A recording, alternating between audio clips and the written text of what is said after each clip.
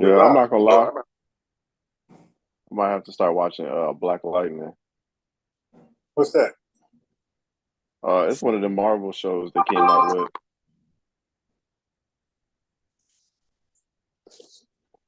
Yeah, It's like yeah. Okay, I remember. Isn't he like better than Superman? Something like that. I remember hearing something about it. I don't know, but they came out with like that one, Iron Fist, and something else. Uh, I'm watching Iron Fist. It's actually good, and I heard that Black Lightning was better than this. So I'm like, oh, I might have to watch that one too.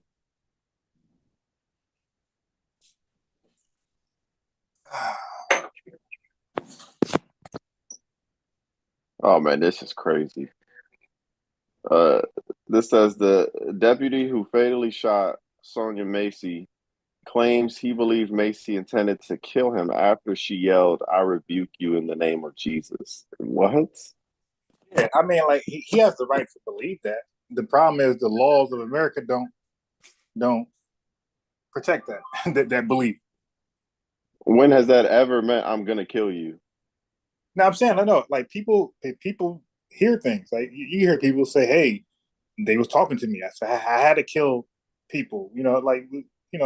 This is life. Like Yeah, people believe things, they hear things. That doesn't mean you're not going to prison. yeah, no, exactly. Yeah, it doesn't mean you're not going to prison. But um, like you never know. Like he might have.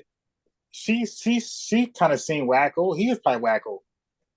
They like I rebuke you. Like he was probably spooky as hell. Like that. That probably meant that don't give him the right.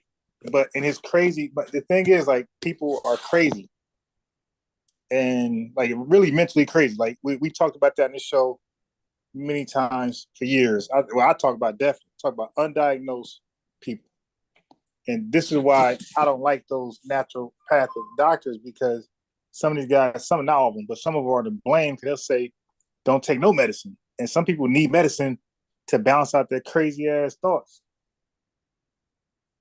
So if that guy was taking medicine to balance out those crazy thoughts he had, and he stopped taking it, what happens? People end up shooting up schools and doing Hmm.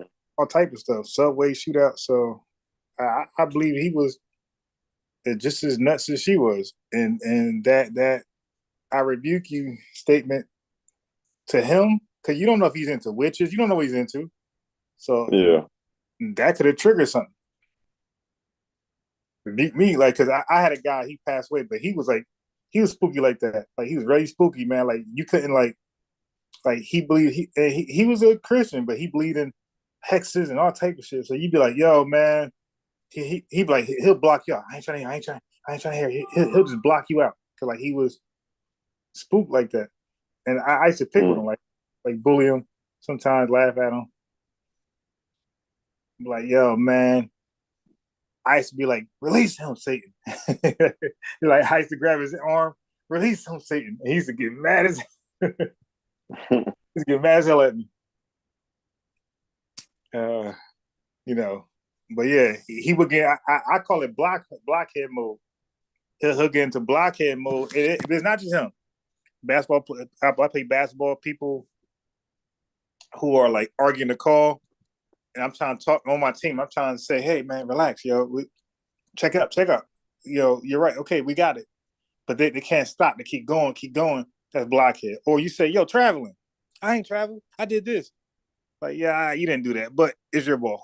No, no. And he wants to explain what he did. Like, dude, you're not gonna convince me, but it's your ball. He just keep going. This dude Noel. Just keep going and going. That's blockhead mode. So some people get into blockhead mode where all they can hear and what they believe is just what they got on their mind.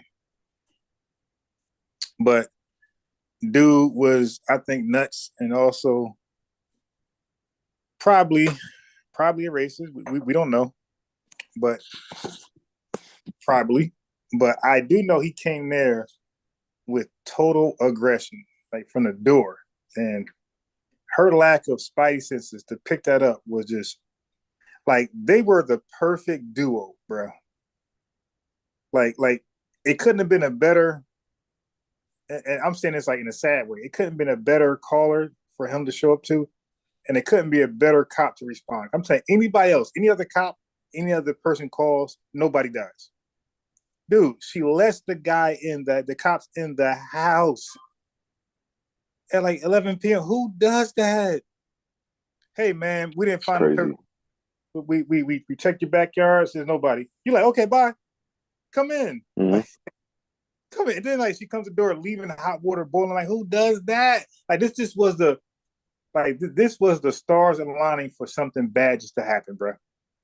Who answers the door for a lengthy time with something boiling on the stove?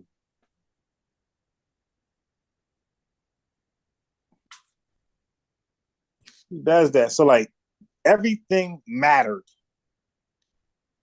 that night. Everything mattered. Like everything led up to what it led up to. Because if he didn't do this, she wouldn't have said that. If he ain't, you know what I mean, everything led up to the murder. But I don't believe his intentions were to murder her, and I don't believe her intentions was to harm him. Yeah, that's why I would never want to be a police officer. Me either. They got the hardest job and they are underpaid. There's no incentive to want to be better, do more training, and learn to, you know. Yeah, good cop. Yeah, just be the best cop. Yeah, there's no incentive to want to be the top cop. Yeah, like bro, if I was if cops were getting paid, like if there was an incentive for like pay increase, like substantial, so you can make close to six figures or make six figures if you're like a really good cop and you have this type of training and now you can do these certain situations, Right. bro, I would be a cop. Yeah. Because Yeah. I mean, when you think about it, it's basically like being in the military, but what benefits are you really getting, Yeah. Nothing. Yeah. Yeah. Like you got all that. And then a lot of them, like here's the thing. Pedestrians, citizens, how you want to name it, they don't Mm-hmm. consider what you just said. Like, listen, you're having a police officer come to you for whatever reason. Mm-hmm. Consider the fact that he's probably stressed out because a lot of them go through divorces. A lot of them don't have their kids, right? And a lot of them are alcoholics. They get. I watch the dash cam. They're getting pulled over all the time, catching DUI charges, and some of them get fired because they crashed the vehicle. And they be on a job. A lot of them be on a job drinking too, off the job, on the job. So consider like the guy you calling over with a gun. Consider that this guy is high risk, right? Okay, to not handle your problem in the right way. Like, is that possible? Can we just call police officers or Edge? Can we just do that? Yeah. I call the cops. I'm on Edge, right? Cop pull me over. You ain't see me fidgeting. You know what I mean? Yeah, no, Like, I'm complying.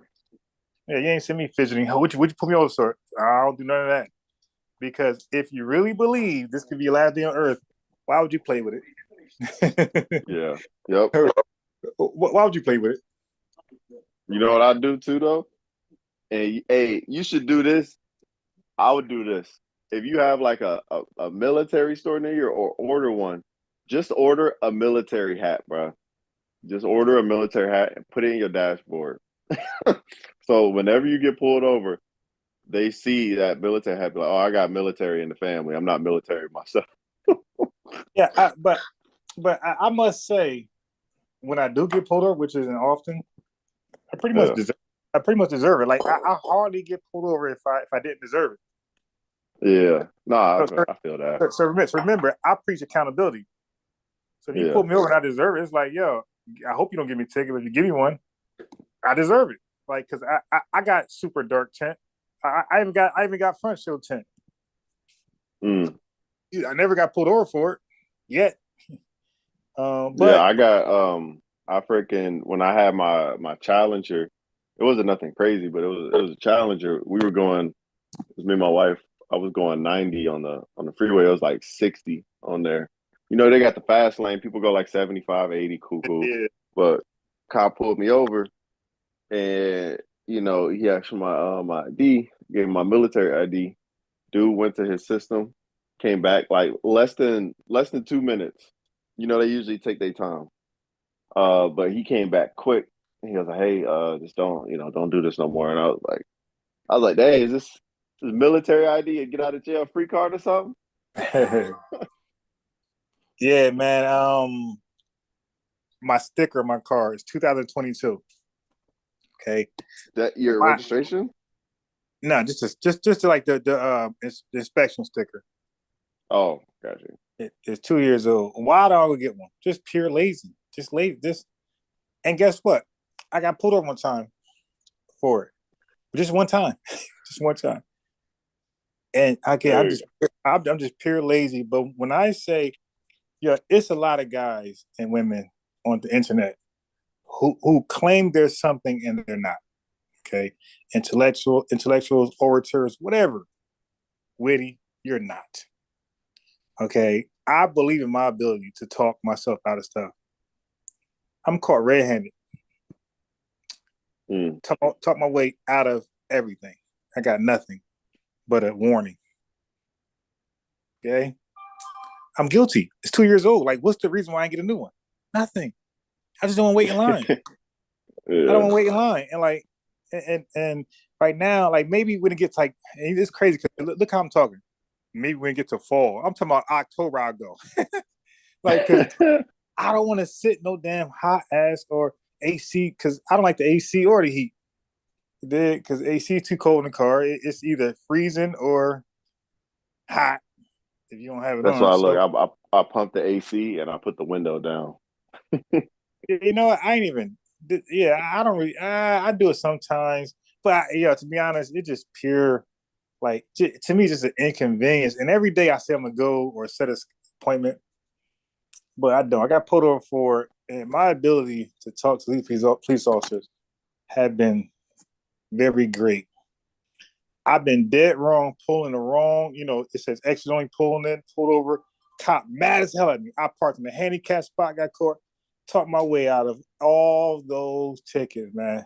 And how about I cut a police officer off violently? He had to, Miss me. I got no ticket. No ticket. Dang. So I truly believe my ability to talk myself, not just police officers, life, period. I believe my ability to talk myself out of trouble. It worked with fights. So many fights I could have got cockroach stomped out. I started I instigated. I talked my way out of all of them. All but one. Mm. Did you win that one? Nah. No. Nah. Dang. You know what? Uh, Because I'm I got a good. You problem. win some and lose some. Well, I didn't even swing back. I'm gonna tell you, I have a problem. I have a problem sizing people up, and if I think you're not like my weight class, I think that I can't win. Like I have that stupid problem. I'll size you up, and if I think you're like out of my weight class, I won't try. I might grab something or run. Yeah. Or I No, you got listen. to know what spots to hit, man. Yeah. You hit Listen. somebody right near they armpit and they shoulder, bro. Like in the movies. No, it be working though, bro. Like you lose all feeling, bro. I'm telling you, your arm go limp for a good couple minutes. But like you gotta honestly, if you just learn how to dodge punches and to get out the way, you got to do that for maybe 30 seconds, maybe a minute. They gonna It, get tired, bro. you know what? It was my. I'm not really mad. It's my fault. My mouth taught me something that what they say can't cash. He did, and Mm-hmm. he swung real fast. He got. I mean, I was like 19, 18 years old. It's like, and he just walked off the basketball court. It would be the basketball court, right? So he walked Yeah. off the basketball court, and I ain't never see that dude ever again, bro. Mm. It's crazy. Like we used to be in the same team. We used to be winning, but the first time I came there late and we played against each other, and I had the upper hand. So it looked like, hey, we were winning because of me, not you. Tight. I'm talking like that. Mm. And my man threw the basketball at me, and I ducked. And after the day, because I had a black eye, and after the day played out, I'm like, damn, man, I should let the ball, because it was a choice, let the ball hit me or the fist hit me. I should let the ball hit me, like looking back, or feel like it hit me and it fell to the ground, like with your hands blocked, it fall to the ground. I should have did Oh that. yeah, because if he saw you, it ain't hit you. He like, oh no, I need to Hey, do look, hey, look, something. hey, look, it credit to him, yo. He only swung one time. Mm. Because you see YouTube now, they'll be winning, and you give up. You like, so you got it. They still stomp you, kick you. Like he swung one time. He see I ain't want no smoke. He swung one time, and that was it. Like he ain't try to like really make a example out of me. He just swung one time, got a clean punt, and went his way. I ain't never seen him again. And I definitely called the cops. In case I wonder, yes, I try to get his ass locked up. Yeah, I always call cops. I call cops. I was never not a call cop guy. I will call the cops. I'm like Charleston White and all those guys. I will academics. I will call the cops. You're not getting away.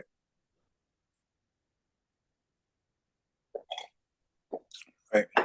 I never signed up. I never signed up to some street code. That's what y'all want to do. Yeah. I ain't never signed up for that garbage. Where criminals gain the most. No, no, sir. No, sir. All right. So let me go ahead and play. Now, we got two options. We can play your debate today, part two. We left in an hour, 10 minutes, or we can play their street teaching on the same topic. Which one you think we should do?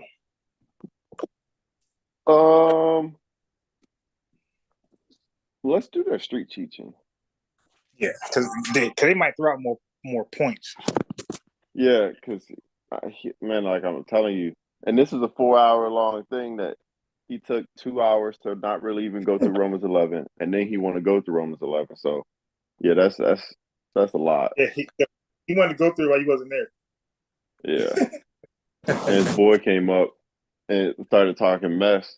They kicked me down, and I'm just listening. I'm like, oh, they just gonna go through Romans 11 while I'm not here. Yeah, Oh, okay. So it's not a Romans 11 debate. When he said, "Oh, this is gonna be a good class," he meant it. I'm a right. I'm gonna bust him up in everything but Romans 11, and then I'm gonna teach all about Romans. Yeah, exactly. Oh, hey, bro, I gotta show you this. I was looking at this yesterday. Let me pull this out while you pull up that video. This is like I somebody. was, yeah, This is like a Christian going at him. All right, go yeah. ahead. Um, but so yesterday I was very curious about two things. Well, three things actually. Um, because remember that DTX video we went over? He's talking about Samaria, Italy, and Cornelius. So I read a little bit about Cornelius in the McClintock and Strong. Let me read this to you real quick.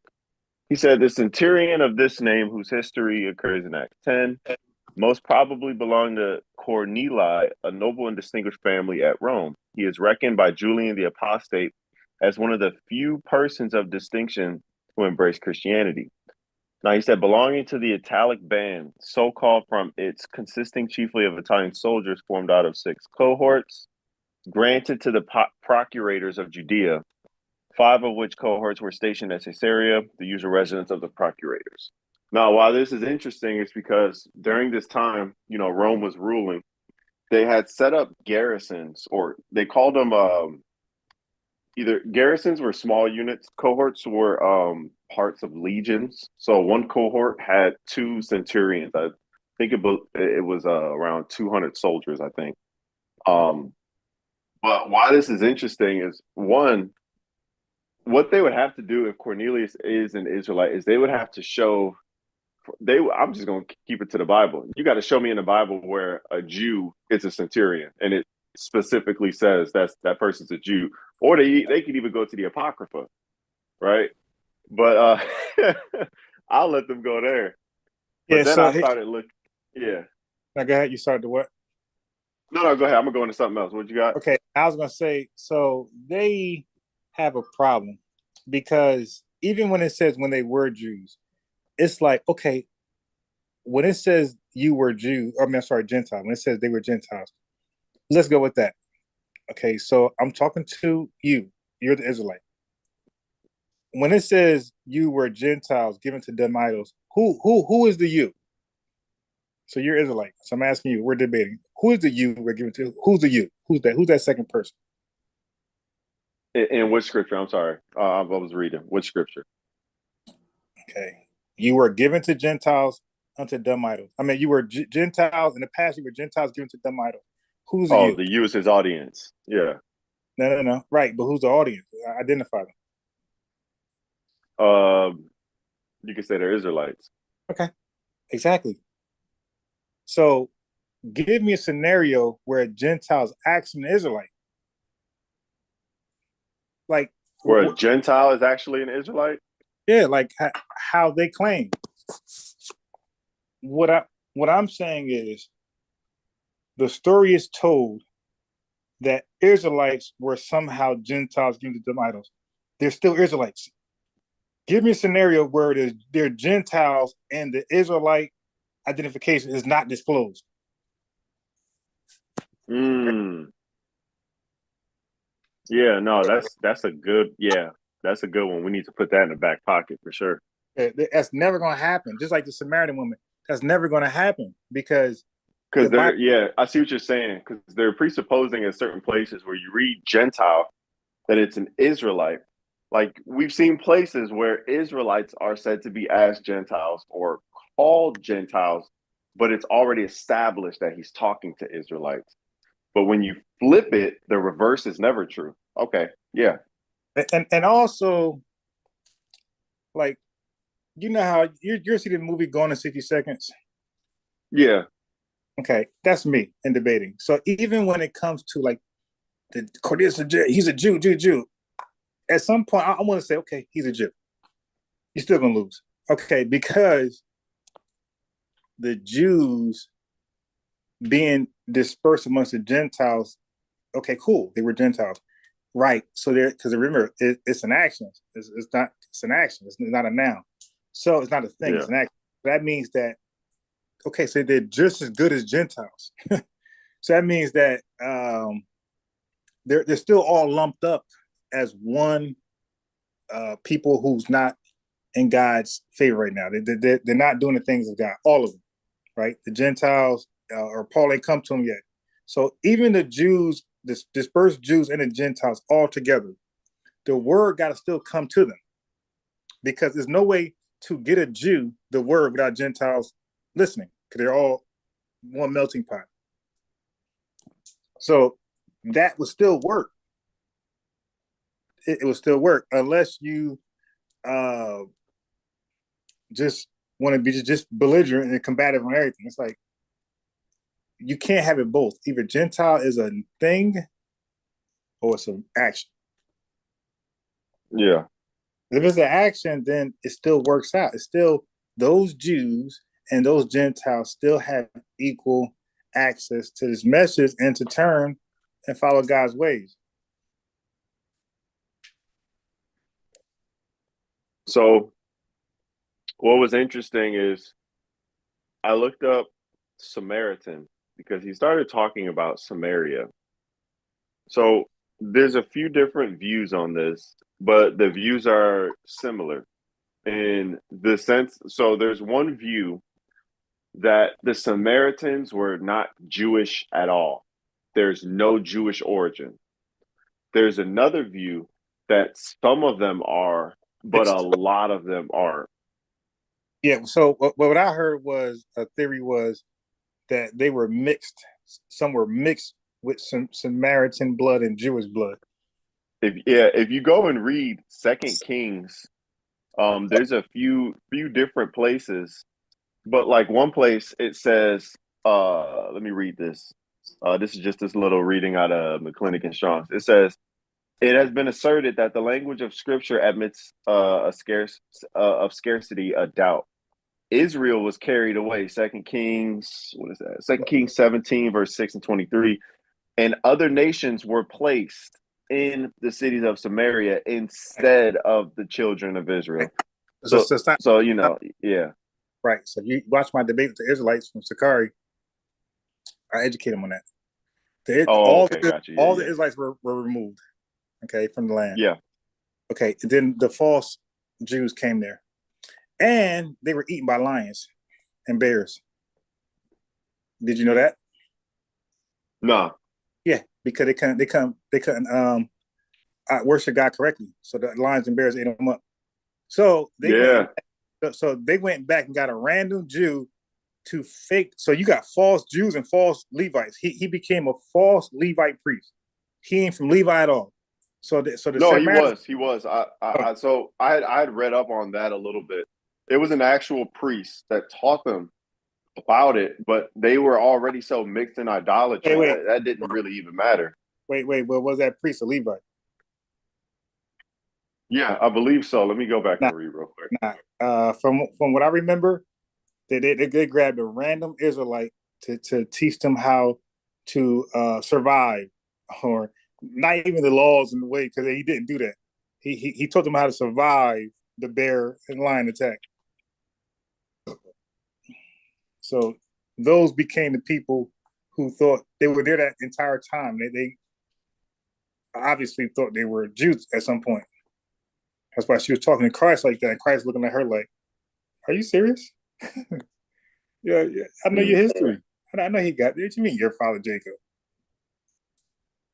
Hey, Jacob, are you serious? That's why he said the true Jews will worship. Like it's gonna come, the hour's gonna come where the true Jews worship here. Like you. So if he's saying the true Jews gonna worship there, then what is she? Because she worshiping there, and she think there's an hour where her people. Yeah, even Josephus writes about this. He's in favor that none of those that came into Samaria were actual Jews. Well, isn't that my position? My position is that they're actually Samaritans.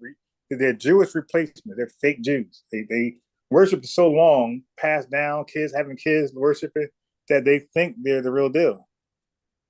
Yeah, and you know how what was it when she said our fathers worshipped at this mountain, right? Yeah. That mountain was Gerizim. If you remember in the Old Testament, God said upon I think it's Ebal and Gerizim. So Ebal was the place where they would pronounce blessings. Gerizim was the place where they would pronounce curses. In the Samaritan Pentateuch, it actually has it reversed. They have their own Pentateuch. It's crazy. They got their own writings. Like this is kind of a so deep history. Let me hear you finish reading. All right, let me see where I was reading. All right, so let me see. It says there is no mention whatever, as in the case of the somewhat parallel destruction of the kingdom of Judah, of the poor of the land being left to be vine dressers and husbandmen. 2 Kings 25 and 12. Then it says Josephus's phrase in reference to the cities of Samaria is that Shalmaneser transplanted all the people. He gives a reference to Josephus.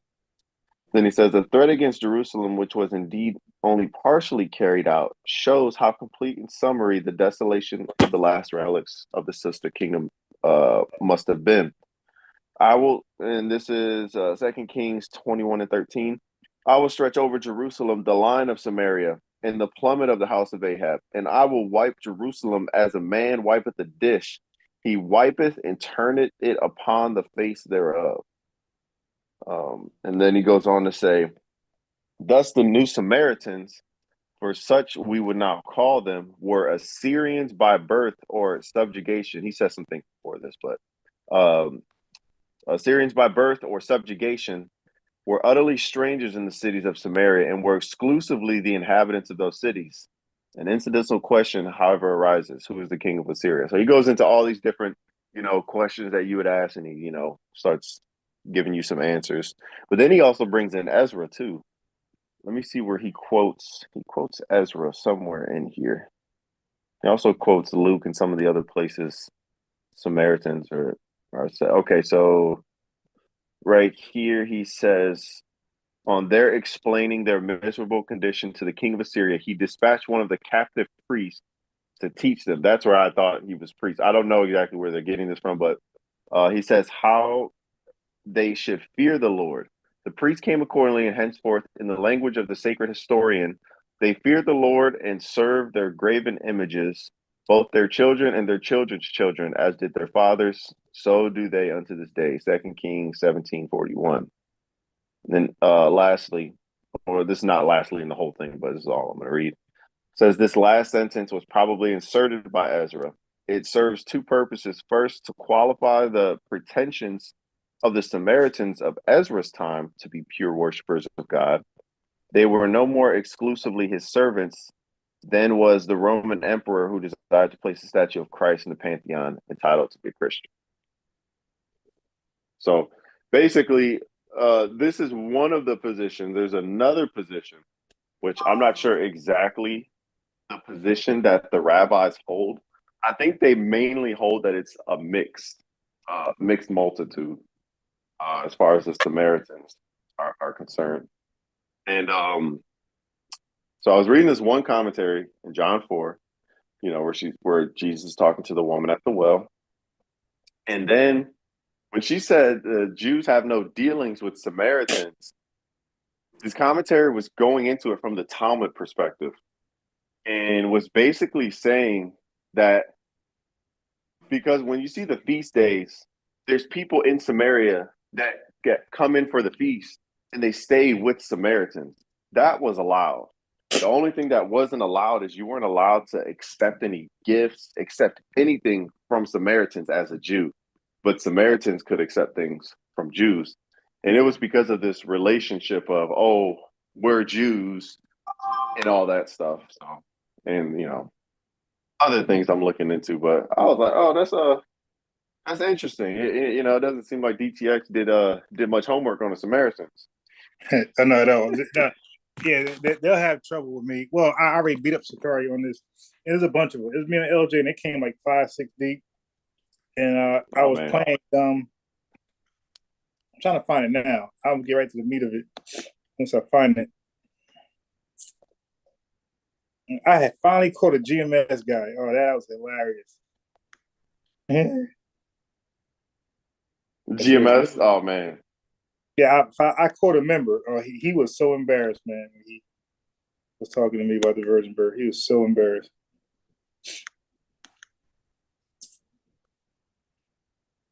Yeah, I got a couple of Sons of Thunder on here on the virgin birth. I beat up Sirach, Yashar Allah. Oh, the part of that article on Samaritans that interested me is at the beginning he says, okay, this is one of the positions, and this German guy, he holds this position, and he makes his argument from the Bible and from the book of Sirach and the book of Maccabees, I think he said. I'm like, huh. But he doesn't give the quotes for it, so maybe I didn't read enough. But honestly, if you have eSword, you could read exactly what I'm reading. They have it on eSword for free. All right. I'm trying to find these one Sakari guys. Watchmen for Israel, WFI. I got a couple of those clowns. I got a couple of WFI was right here. I caught a couple of slipping. Yeah, I see 3 in a row just now. 3. Oh my God! I think you might have been on this one.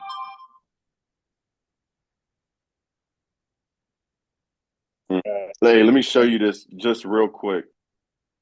And this is just also for anybody watching this back. They want to see this resource. Is it going? Okay, it's going. All right, so this is the mobile of eSword. So if you have the desktop, it'll probably look very different. But anyways, you're on your Bible, you hit more, and you're going to hit on dictionary. It might be at the bottom. I changed my layout. but you're gonna hit dictionary, and you're gonna click where it says Webster's, whichever one you're on. You're just gonna click, and it'll have a list of what you have. But here, when you hit the plus sign, you can hit download. So you can download. I downloaded all of them. I was like, I'll just grab all of it. But the one I'm talking about that I was just reading from is the first one, Cyclopedia. That's so if you guys ever have any Hebrew Israelites that go to James Strong's and say, hey, he said this, boom, boom, boom, go to Cyclopedia because he wrote this with another man. I forget his first name. It's something McClintock. But he wrote this and he gives more clarity on a lot of stuff. So if you go here and you type in anything, we were just looking at Samaritans. The whole article will pop up, and it's very long. So it'll give you some good reads. But for any other subjects, and then ISBE, the International Standard Bible Encyclopedia, that one's really good. I recommend that one. Out of all these other ones, I don't. Oh, Smith's Bible Dictionary. That's a really good one. Very in depth too. All right, just show that. And like with the laptop, I mean this iPad, I can't even like search like where like a laptop on YouTube. You could just put search while you in your own videos and just type any word, pull up the videos. Because this iPad, you can't do that. Oh, you cannot have multiple screens. Unless, what kind of well, it would still, if you're sharing screen. No, that's not what I mean.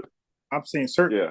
I mean search to your own videos. Like you could just, it's supposed to be a search circle there. You just click the search thing, you just type in the part of the name of the video, press enter, and it'll whatever videos that match that will come up to narrow in the down channel, the search. In somebody's channel. Yeah, in the channel. An iPad you can't do that on mobile. You can't do that on phone, iPad. It's only on the computer. Yeah, that's terrible. Because I remember I was trying to. I kept asking I emailed my pastor. I was like, "Hey, I'm looking for your messages on this," and he was like, "Oh, just go click on the channel and search inside of the channel." And I'm looking at it on my phone. I'm like, "Man, I can't find none of this." And I found it one day on the computer. I was like, "Oh, I didn't even know you could do that." Mm-hmm. Makes it a lot easier.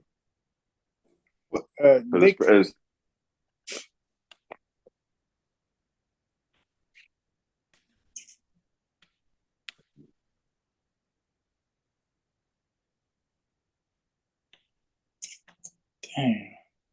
Yeah, I'm lazy too, man. I got this mail notice and I'm not trying to go. It would take like 5 I found minutes. it. Okay. Hold on. I gotta share this first. But I'm gonna get right to it though. But the whole video is funny because I baited them. I'll try to act like I didn't know. I'll try to act like I heard or something, but wasn't really sure. So they were so confident. So, but I'm gonna skip past all that. I'm not called Gentiles. It was Sakari Riverside. That's what it was. Those guys. So what I'm looking for. So Sakari, that's who? Is that the because you got different camps. That ain't, you got no affiliation with GOCC. So that's me just being stupid. Yeah. You can see my screen? Are you there? Yeah, I'm going to right now. Okay. So we're at John 6 and what? 48. How did he get over here? I think he went past that. Except for the tribe of Judah.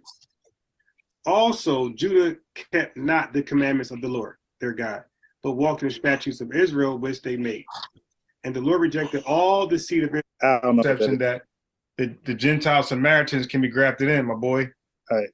Sayings and things of the Lord, and the Lord sent lions to kill them. So verse. You heard that? You heard that? Yeah. Yep. Okay, hold on. Let me go back. So I'm in the right area. Samaria and into this. Go back. So you see, I'm in a real debate with Sakari on this Samaritan thing. Let me see. All right, so I think I found where I wanted to go. So you see, I'm playing stupid. He just called her a dog. He called Israel dumb dogs. Which is worse, a dog or a dumb dog? So you know that's kind of. that's countering. Hey, man, Jesus Christ called her a dog, and then I just show, hey, but he called Israelites dogs, but not just a dog. He called them dumb dogs. I said, which is worse, a dog or a dumb dog? Because he called Israelites something worse than that woman, that Canaanite woman. What were you saying? I was just laughing, but I'm reading the verse now. He's saying, he's saying these are dogs that have no purpose. They don't bark. They sleep. Right. They lie down. Right. And This they is love worse sleeping. than her. Yeah. He said these dogs can't even bark. They sleeping, lying down, loving to slumber. Yea, they are greedy dogs, which can never have enough. And they are shepherds that cannot understand. They all look to their own way.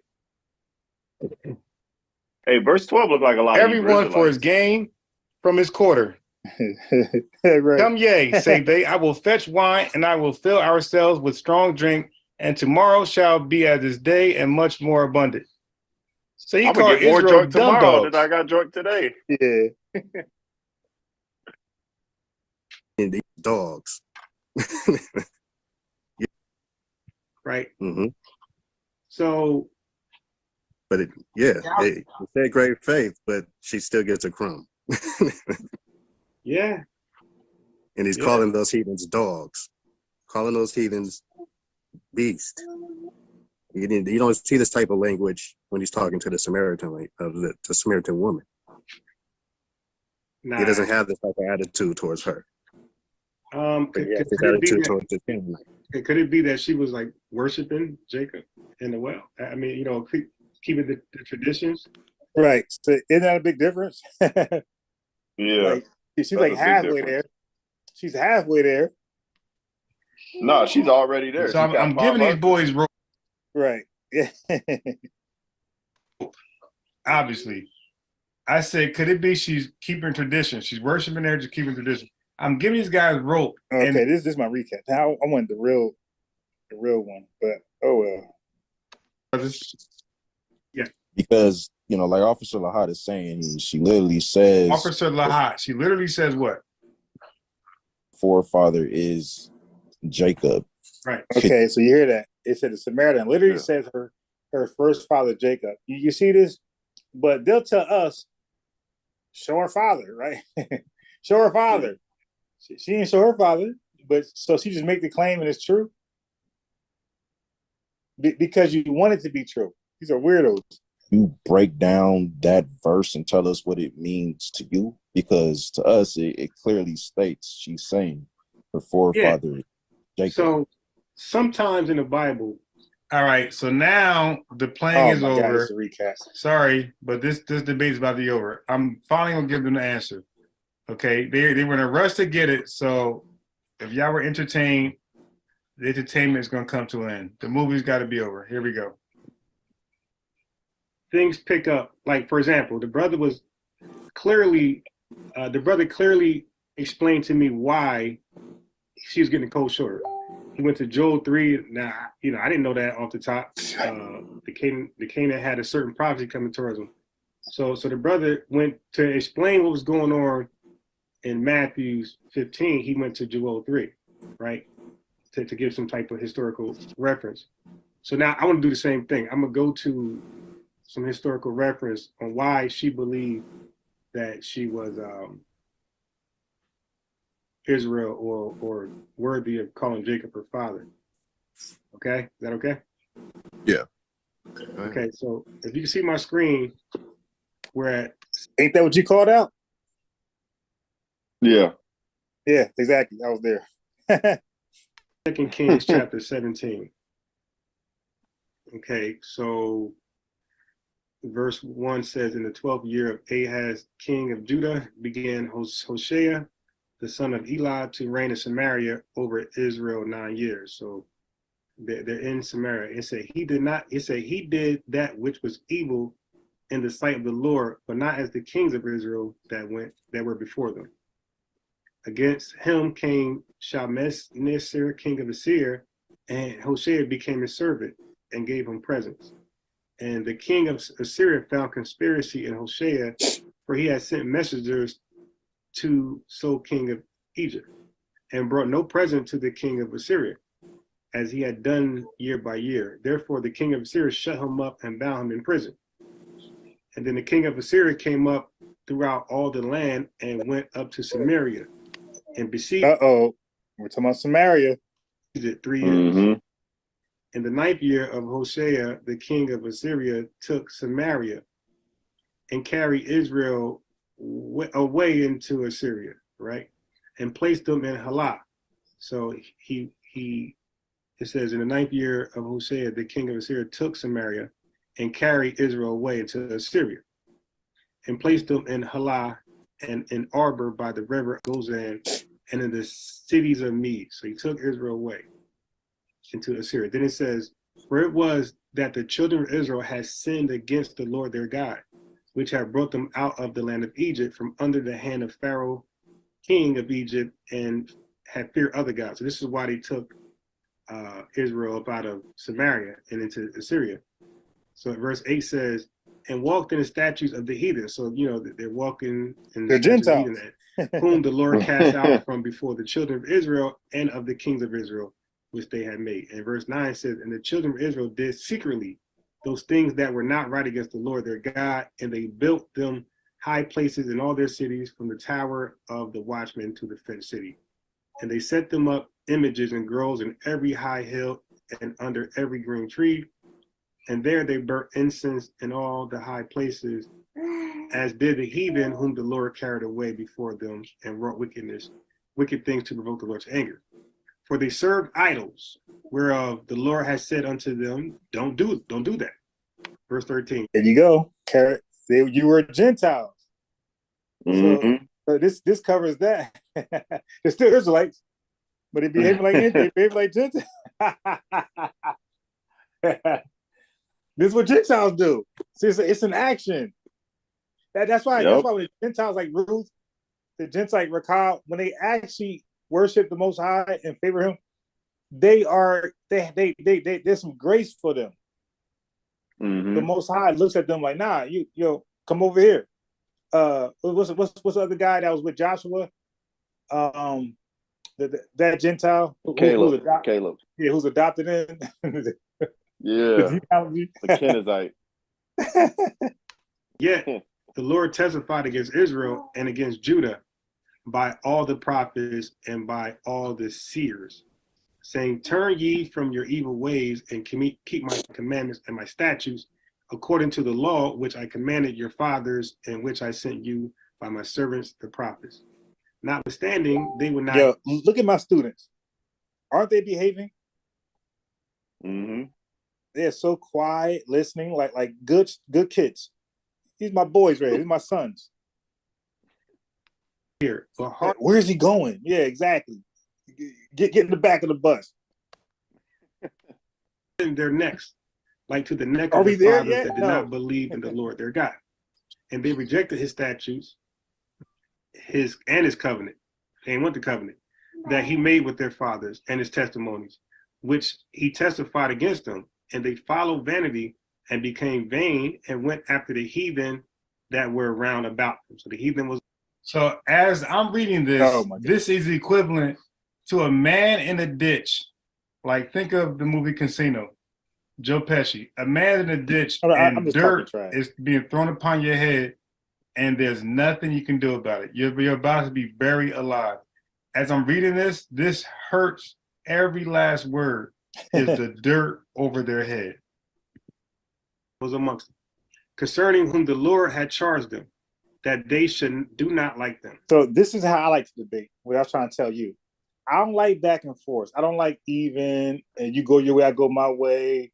I like it to be I stomped you like a cockroach, and you just withered away under my shoe.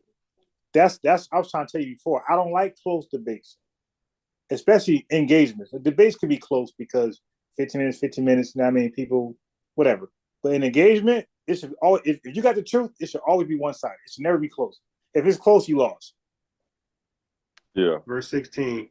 And they left all the commandments of the Lord their God and made them molten images, even 2 calves. So they left all the commandments and made a grove and worshipped all the host of heathen and serve Baal. So they're definitely in a whole nother religion at this point.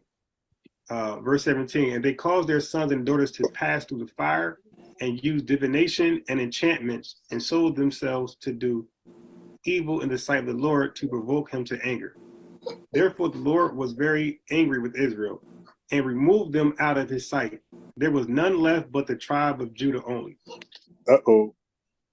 Okay, so the tribe of Judah is the only ones left. Also Judah, so everybody's gone except for the tribe of Judah. Also Judah. Look at my students. They so quiet. Let me give them a round of applause, man. Y'all get an A. They sitting there listening, taking notes. If a girl Hebrew, if you debate my boys, I would have known about you, bro. They were embarrassed. They ain't gonna tell you what happened. Kept not the commandments of the Lord, their God, but walked in the statutes of Israel, which they made. And the Lord rejected all the seed of Israel and afflicted them and delivered them into the hands of spoilers. How many? All. Oh. Okay. Until he cast them out of his sight. Okay, so that says all. For he rent Israel from the house of David, and they made Jeroboam the son of Nebat king. And Jeroboam drave Israel from following the Lord and made them sin a great sin. For the children of Israel walked in all the sins of Jeroboam, which he did. They departed not from them until the Lord removed Israel out of his sight, as he said by all his servants and prophets. So was Israel carried away out of their own land to Syria until this day. Uh-oh. It's getting ugly. So that's talking about all Israel. So then 24 says, because they were lying, talking about a remnant. All right. Yeah. Yeah. Okay. So let's get that out of the way. And the king of Assyria brought men from Babylon. I low-key said all Israel because they were trying to say a remnant was left over. Told you. So I was like really being polite, not a scammer, and I was being like passive aggressive also. Yeah, you know? Not that word. I said it says all, like throwing little slick jabs and stuff, something like Jabari would do, brother Jabari. Israel carried away out of their own land, said by all his servants and prophets, which he did. They departed not from them until the Lord removed Israel out of his sight, as he said by all his servants and prophets. So was Israel carried away out of their own land to Syria until this day. So that's talking about all Israel. So then 24 says, and the king of Assyria brought men from Babylon, from Cutha, and from Ava, and from Hamid, and from Sepharvaim, and placed them in cities of Samaria instead of the children of Israel. So Samaria has been replaced. And they possessed Samaria and dwelt in the cities thereof. And so now we're gonna find out if you were right about that Levite, the priest. It was the beginning of their dwelling there, that they feared not the Lord. Therefore the Lord sent lions among them, which slew some of them. So these people who replaced Israel in Samaria did not keep the sayings and things of the Lord, and the Lord sent lions to kill them. So verse lions eating them up. 26 is important. It says, wherefore they spake to the king of Assyria, saying, the nations which thou hast removed. So they understood those nations are gone. And so in the beginning, they understood they were fake Jews, by the way. Placed in the cities of Samaria, know not the manner of the God of the land. So the new people that's there, that took place as Israel, don't know the manner of God there. Therefore he's killing them with lions. And behold, they slay them because they know not the manner of God of the land. So then the king of Assyria commanded, saying, carry thither one of the priests whom you brought from thence. So one priest, and let them go and dwell there. Let them teach them the manner of God. So it say priest, it must be Levite.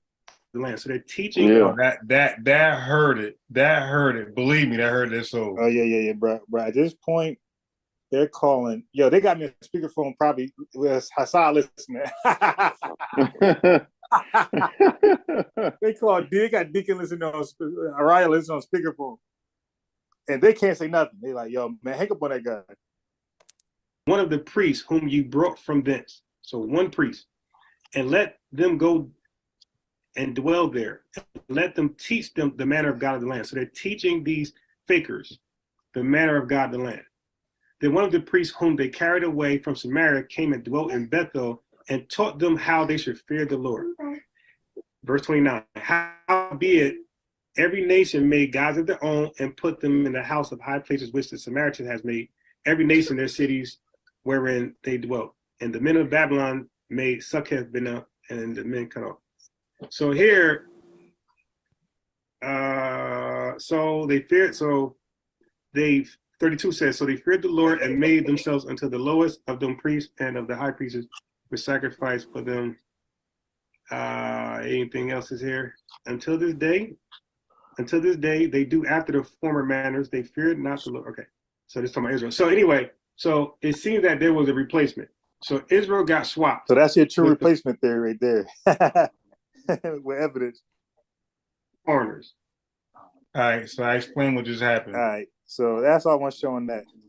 So that's a body bag, man.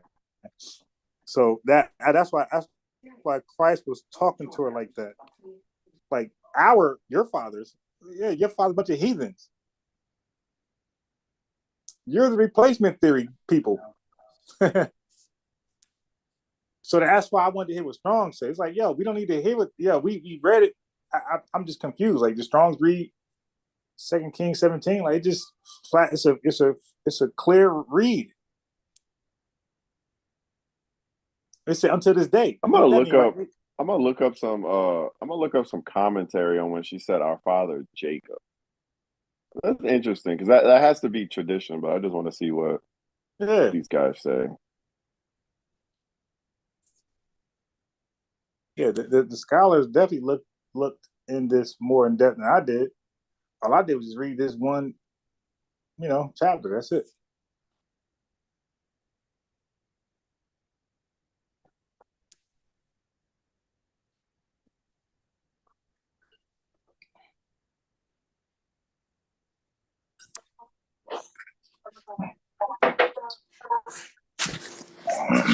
Oh shit.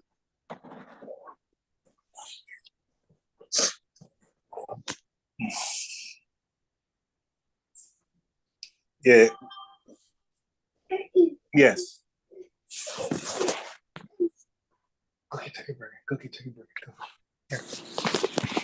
So I'm reading this commentary, background commentary. It says, her saying our father Jacob is an affront to the Jewish teaching that the Jewish people were children of Jacob, whereas the Samaritans had much Gentile blood.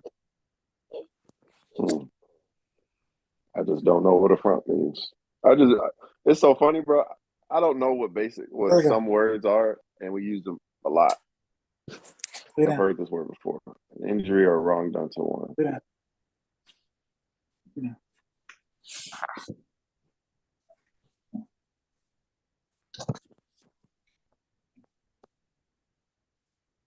Do you too resist the Holy Spirit?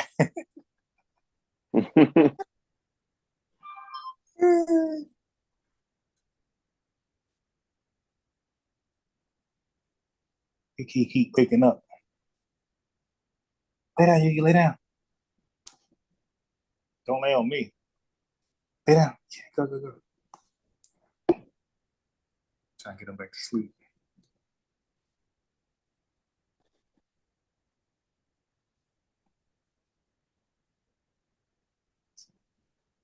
He went to sleep at like 8:30.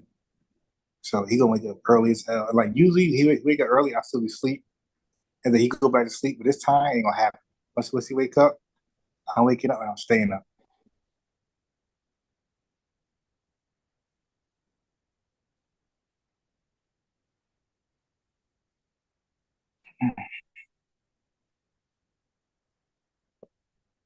You still reading? Yeah. Check this out. When she mentions our fathers worshipped in this mountain, this commentary says Mount Gerizim, the Samaritans' holy site, equivalent to Judaism's Jerusalem, was in full view of Jacob's well. For Jews, the Jerusalem temple was the holiest site on earth. The Samaritan Pentateuch, like I told you, by contrast, specialized Gerizim as the proper site for worship instead of Ebal. The woman undoubtedly uses the past tense for worship because of her continuing consciousness of Jews and Samaritans. Ethnic separation. Ah, interesting. Interesting. Yeah, they got to prove that Samaritans are Israelites. From the book. We ain't even got to go nowhere else. You don't need no commentary, no nothing from the book. Well, when I was done with reading this, those brothers felt like it was checkmate.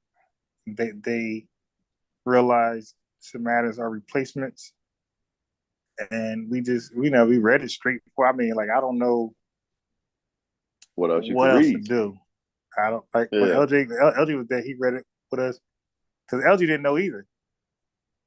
I didn't know. I just remembered what I read from GOCC one time. I was like, wait a minute. I find it on the fly.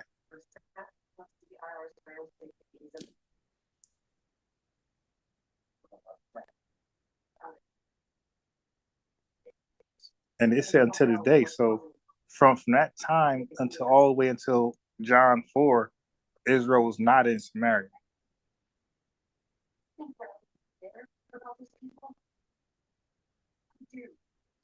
That's why he said don't go into the Samaritans. He said Gentiles and Samaritans for a reason. Yep. That's making more sense because they were Gentiles. Mm-hmm.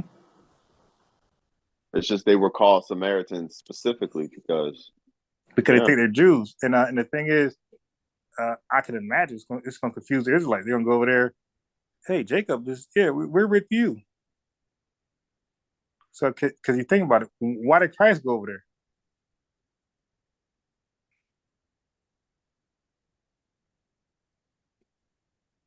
He told him not to go in Matthew chapter 10, but he went in John 4.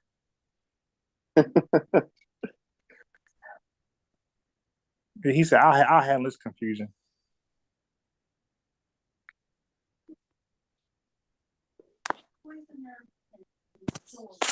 So, I'm going to play Ratazan video. Well, it's like a Christian was getting at him. Let me see. Damn it. Oh my God. Yeah, my iPad is going crazy. It's never happened before.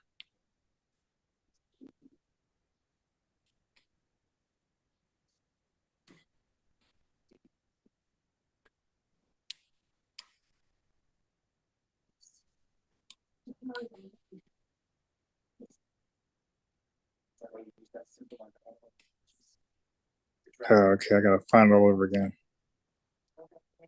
Dang, I got.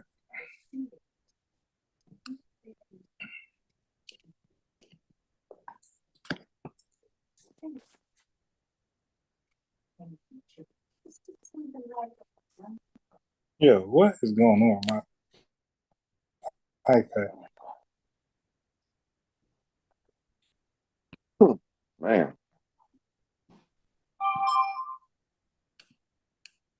Yeah, my iPad. Yo, I don't know what's going on, bro. What's happening? It's not responding to anything. I'm pressing buttons. It's acting like I'm not pressing a button.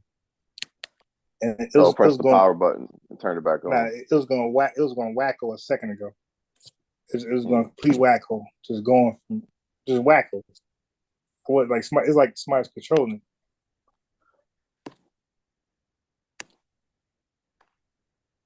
Sakari got the hackers on you. They got what? Oh yeah, the hackers. The hackers.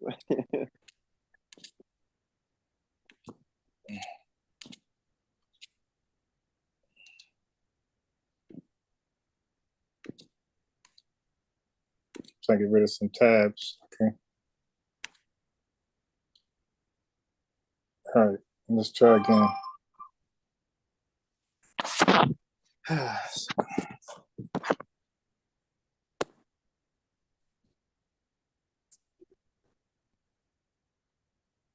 All right. Okay, so let's try it now. But that was weird. I mean, it went out of control. Okay, I got it. All right, so let me play these guys. It looks like a Christian is debating these guys because his name is Matthew. It says Sons of Thunder get confounded by Romans 11. So it's like a Christian, like got him already. But let's see. Oh, is it that video, the TikToker? Or is this a different one? That's a YouTube video. Well, I'm saying the Christian, was he a TikToker? I don't know. I was looking for them only. And this came up. So Mount Zion is referred to as a place in Isaiah chapter 18, the very end of the chapter. Oh, you know, this is embarrassing. This is embarrassing. People are pulling up knowing they're wrong and got their own camera and going, oh, this is embarrassing. So it's a place where God reigns. So if we look at Mount Zion and Jerusalem are never in reference towards the people, because the people scattered everywhere are not Mount Zion, like because there could be people who are ethnically Israel who don't even know they're Israelites, who are like off somewhere in some remote place, and God's not. Don't even give them that. God's not manifest among them. They're not following His law. That's not where He's. That's what you're saying right now does not go with the rest of the Bible, because what you're saying means that when the Bible says Jacob, it's referring to only the man Jacob. Is that true? No. So why is the same thing not relevant for Mount Zion and Jerusalem? I'm saying to the people of Israel. I'm saying Zion refers to the people of Israel, but Mount Zion is referring to a place. Just like the Mount of Esau is referring to the mountains where the Edomites lived. No. Because no, referring to the people. No, because people aren't Mount people. There's nobody people aren't the people. Why would the Lord destroy a place where nobody living? He gave them judgment for what they were doing at the time. There's nobody living there. Right, because God destroyed them. They used to live there. But you just admitted that King Herod and the Christian has a terrible were Edomites. Right, because Edomites moved to other places before God destroyed the Edomites in the mountains there. Also, just if even if you're right and there's not going to be any Edomites in existence at some point in history, there's no Edomites at all. There's still going to be a bunch of Edomites on the earth before that happens, and King Agrippa is one of those Edomites. And why, even if all these Edomites are not going to be in existence later on, why can't the Edomites who exist and then die in that time until that happens, why can't they be saved by Christ? That's what you got to ask the prophet. Because that prophecy is not saying that all Edomites up until then can't be saved. Because Paul quoted that God hated Esau. Yes, and that's not a defense. Even before they it's not a defense what it didn't say. God hates wicked people before He saves them. You have to defend what it says. This is Isaiah 59 and 20. And the Redeemer shall come to Zion. What does that mean? Does that mean He's going to go to a specific place? People of Israel. But I'm talking about Mount Zion. Zion is the people of Israel, but Mount Zion is see a his location. point is kind of yeah, because it's a mountain. Because his doctrine don't work if we don't. Mount Esau, a location where Edomites are, and then Mount Zion, where God reigns. When the Lord said when the Lord said, I will place my people at the top of the mountaintops, what does that mean? right. Mountaintop. What do that mean? I think that's a position of preeminence. What do mountains? I don't know exactly what the context is of the verse you're quoting. What governments and principalities? So when the Israelites are going to be at the top of the mountaintop, does that mean He's going to transfigure us on top of Everest? And that's just where we're going to be at. Or does that mean we're going to be the top nation? Right. So Mount Zion is the nation of Israel. It's another name for them. It's a place where God reigns, and God grafts the Gentiles into Israel. Mount Zion? No, He didn't. Yes, He did. So in Romans 11. There we go. You're wrong in Romans 11. In Romans 11, do you believe that the people Paul is talking to are ethnic Israel who have been broken off? Yes. Yes. Okay.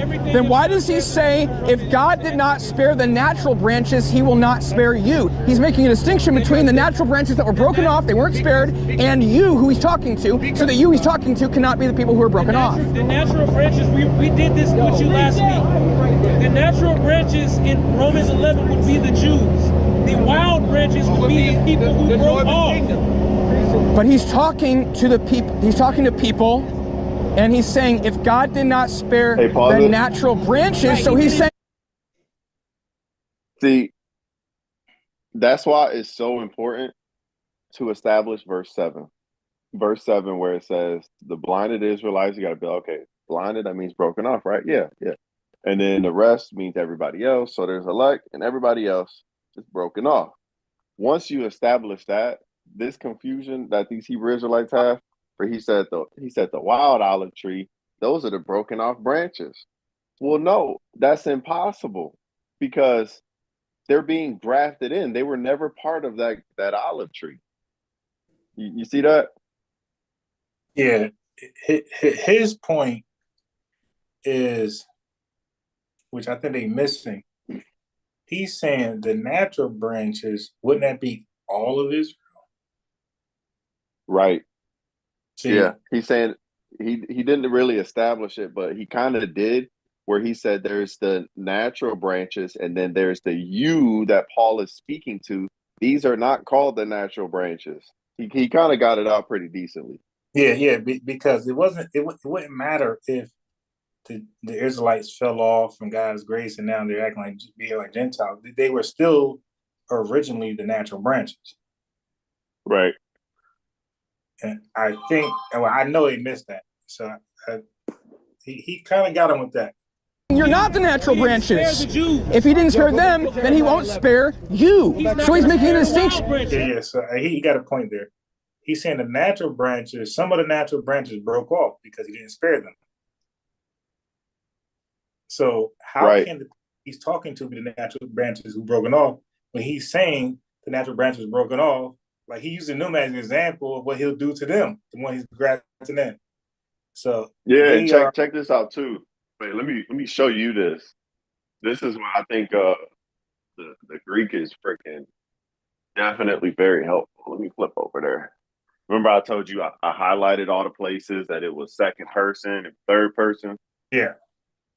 So if Paul's audience, and he's addressing them, is in the second person, then when he says, take heed lest he also spare not thee, where does he go to? Is that verse 21? Yeah, so when you look at verse 21, it says, for if God spared not. When you look at spared not, that's in the third person. So this group outside of his audience, these are the natural branches. Take heed lest he also spare not thee. Thee is second person. So Paul's making a distinction, and it's clear. In a second. Yeah, and all they need to do is probably just read a different translation, because that King James English, thou, thee, ye, and all that kind of gets confusing from time to time. Yeah, I think I make it a little more easier. Like the argument I'm gonna present eventually. Let's start reading from where Israel first. See what I'm gonna do with these guys. Are you at Romans 11? Yeah. Okay. Can you restart from verse 1 and read up? Verse 1. Yeah. Flip back here. Verse 1. I say then, hath God cast away his people? God forbid. For I also am an Israelite of this. Yeah. Stop. So okay. Has God cast away his people? So I'm gonna ask you, what is God's people name? God's people? Yeah. What's their name in the Bible? What are they known by collectively? I would say the church. I don't know if that's the answer. No. Like, what did he call them? They have an actual name. Oh, Israel. Yeah, it's real simple. Okay, Israel. Got it. Yeah. Now he said I'm an Israelite. See, he said it. I'm part of that Israel. I'm an Israelite. I'm part of that Israel. So I said, but right. So now the context is Israel. So now we're dealing with God's people. That's everybody. That's God's people. That's Israel, right? Okay, so now finish with Paul. Of the seed of Abraham, of the tribe of Jacob. Notice this next verse too. Yeah. So far we're talking about God's people, and we're talking about Paul. Right. In verse 2, God hath not cast away his people, which he foreknew. Notice he has that stipulation, which he foreknew. So he's talking about the elect. What ye not what the scripture saith of Elias, how he maketh intercession to God against Israel. That's important. Saying, stop. yeah. Stop. Against Israel. Israelite. That Israel. Is that all of Israel? Or that was part of Israel. That was a part of Israel. That I think Elijah. No. Was... When you just read the word, you just read Israel right there. You read. Yeah. No, that's Israel in general. Got it right. That's all of Israel, right? Because this isn't just focusing on. Because the next verse will tell you that this is dealing with all of Israel that was going after idolatry. Yeah. That's the point. Let me know when. Okay, so we got the word Israel. Let me know when Israel no longer means all of Israel. So stop me there. So when when I keep reading Israel, stop me where it's no longer Israel and it's only the southern. That's it. Right. Okay, but go ahead. So let me read that again. How he maketh intercession to God against northern Israel. Wait, no. Against southern Judah. Wait, no. Against Israel, saying, Lord, they have killed thy prophets and digged down thine altars, and I am left alone, and they seek my life. But what saith the answer of God unto him? I have reserved to myself 7,000 men who have not bowed the knee to the image of Baal. Even so, then at this present time, also there is a remnant. That's going to be the important part right there, but not for this debate, but just in the chapter. Remnant according to the election of grace.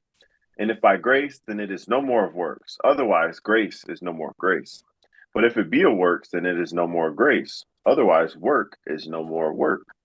What then? Israel hath not obtained that which he seeketh. Yeah. No, I'm gonna stop you. Every time you say the word Israel. Okay, so now when he's saying Israel now, is that southern, northern, or is that just everybody?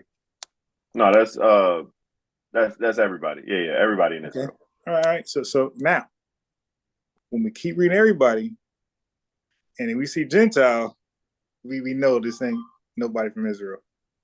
All right. But anyway, keep going. This is easy. I think it's that easy. But go ahead. I mean, I don't mind. I'm not trying to convince them. I will. I mean, I ain't. That's part of some of it. But I look at it as a debate. I ain't trying to convince them. We got people listening, and they see this as everybody. But go ahead. What then? Northern Israel hath not. Wait. What then? Southern Judah hath not obtained. Wait. My bad. What then? Israel hath not obtained that which he seeketh for, but the election has obtained it, and the rest were blinded. Okay, so now it's really important to have an engagement, not on damn debate. No debate format. Okay, so some of Israel is called the elect, and other parts of Israel are called blinded, and you have to agree to that, like, unless you just. Well, don't say other parts. Say everybody else. That makes it more specific, because if this is all of Israel, then Paul is saying there's only two groups, elect, and it wouldn't say non-elect, just blinded, because he also says that these can come back into the olive tree. So he doesn't make the distinction that the blinded are non-elect. And that word rest is important, because I would honestly just substitute it for in the remaining were blinded, everybody else. And he goes on to say, according as it is written, God hath given them the spirit of slumber, eyes that. Okay, now. When I hear these pronouns, I want to be very specific. Sir, them. He's talking about Israel, right? Or no, he's talking about the blinded part of Israel, right? Okay, we gotta agree there. Okay, cool. So we're gonna follow this all the way down. Because when I did this, I realized I don't gotta go nowhere but here, and it's over. I realized I can stay right here. I ain't gotta go to prophecy, nothing. Make that last point again. I just yawned. I didn't even hear anything. I realized I don't need to go anywhere. This is equivalent to Matthew 1:16. I could just stay right here, and we see Israel is spoken to as a whole, and Gentiles were listed named as something separate from that whole. But go ahead.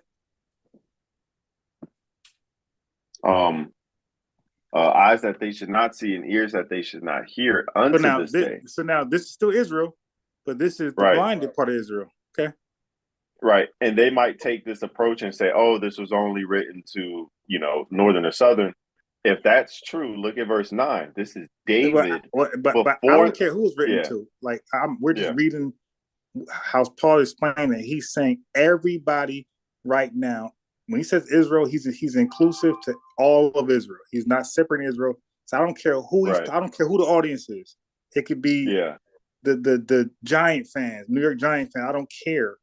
The message still the same. This is talking about Israel as a whole, and Gentiles as a separate group. Go ahead. Right. No, I'm just saying David, before the split. But it says, and David saith, let their table be made a snare. Right. Now, that's a good point, because they're quoting David, who is going to give it an analogy or an example, and this is before the split, right? Because the split came after David, came with Solomon. Right. Yep. Yeah. Because they're going to, in verse 8, I know exactly what they're going to do. They have their margins. They're going to be like, oh, this is Isaiah 29:10, Isaiah 6:9. Like, okay, cool. Next verse. David, was he before or after the split? Okay, cool. So he's speaking about the same there, the same them. Let their table be made a snare and a trap and a stumbling block and a recompense unto them. Let their eyes be darkened, that they may not see, and bow down their back always. Verse 11, I say then, have they stumbled that they should fall? So you have to ask, who stumbled and fell? Was it only Judah? Was it only northern Israel? Or was it both? That has to be the question. Because if they say, oh, only one of them, well, why did Judah go into captivity? See, you can ask that question, but them and you probably won't. You probably just gonna read, yeah. I'm not, because I know basic English, and I know pronouns, and them and they is still the same group. But go ahead. Right. Them and they refers back to Israel, verse 7. Yeah. God forbid, but rather through Israel's fall, salvation is come No. Stop. Is this speaking of Israel as a whole, or is it southern, northern? These are fake. These are Samaritans, the fake ones. What's going on here? Oh, this is 3/3. All of Israel. Just the remnant, right? Okay. Yeah. So we have not read about Israel being split yet in halves, but now we're gonna read about another group who's separate from the whole of Israel. Go ahead. Right. But through their fall, salvation is come unto the Gentiles. Debate over. Right. Debate over. We read the word Israel as a collective, all inclusive. Yeah. We never read it as, a half, remnant, nothing. That Israel was, some was blinded, some was called the elect, but they were all still Israel. Now we're reading about Gentiles. That's debate over. And if you could, again, with a smart audience, you got to put some onus on them. Listen, you guys are smart. I don't think you're dumb. I think to join some of these camps, you got to be dumb. But you're not in the camp. You guys out there listening, you're smart. The whole time we're reading about Israel as a whole, as a collective, and now we're hearing a separate group. And they want to somehow tell you didn't just read what you just read. But you go ahead. But for me, debate's over right there. But you go ahead. Now, if the fall of them be the riches of the world, and the diminishing of them the riches of the Gentiles, how much more their fullness? I think it's interesting he mentions the word world, because that's cosmos. And as far as my findings, cosmos has never been used for Israelites. They're called Israel. They're not called cosmos. Cosmos is a Gentile word. But it's interesting that word is used and Gentiles. So I think that word world is speaking about the church, and also, separating the Gentiles from the church to kind of specialize them and let them know, like, hey, this is what will happen. How much more their fullness? For I speak to you, Gentiles, inasmuch as I am an apostle of the Gentiles, I magnify mine office. If by any means I may provoke to emulation them which are my flesh.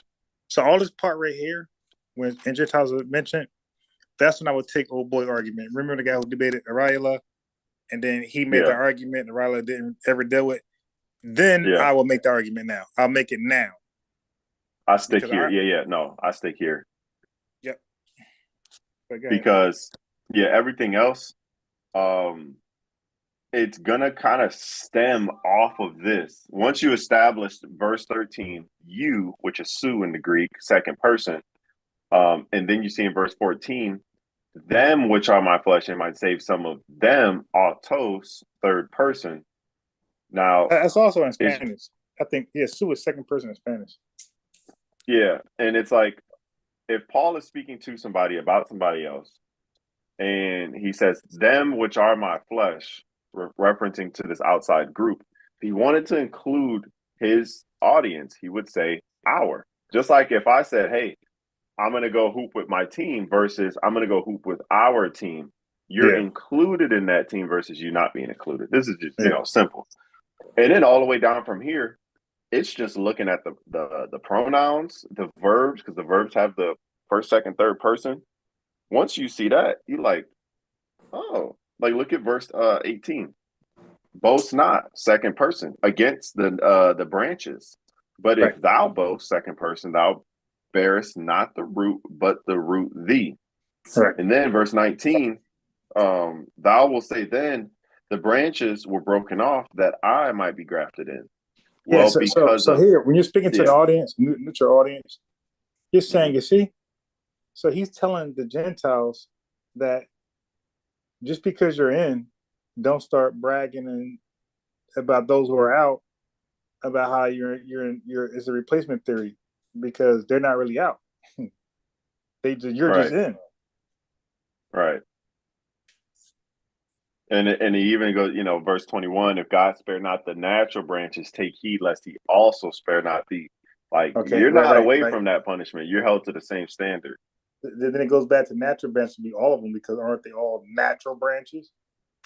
Right. That's the key. Oh, these are really fleshly. And if they're going to go to certain things, you got to be like, okay, are these fleshly Israelites? Okay. And then look at that word natural. You should just do a quick word study on Blue Letter. Look where that word's used. It literally is speaking about something that comes from a common stock. It's actually used for Jews in a couple places. Someone who's a natural Jew. So where was that? Verse 19.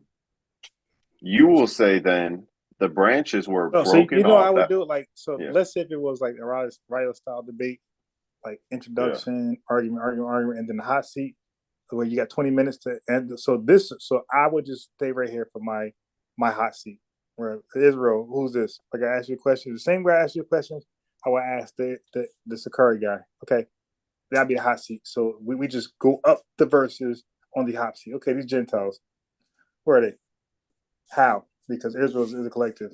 Like it was never, we didn't read nowhere here where they were not a collective anymore. They were collective. They were dealing with different circumstances, some good, some bad, but they were still called Israel as a collective. Now we got Gentiles who are outside of them, and now they are grafted in, but they're warned to, treat this as like a favor, this is nothing they earned.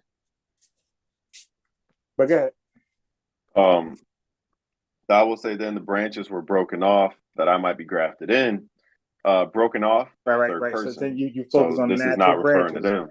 Right, because all of Israel are the natural. He only chose Israel, right? Yeah. Okay. So when he only chose you, aren't you the natural branches? Okay, cool.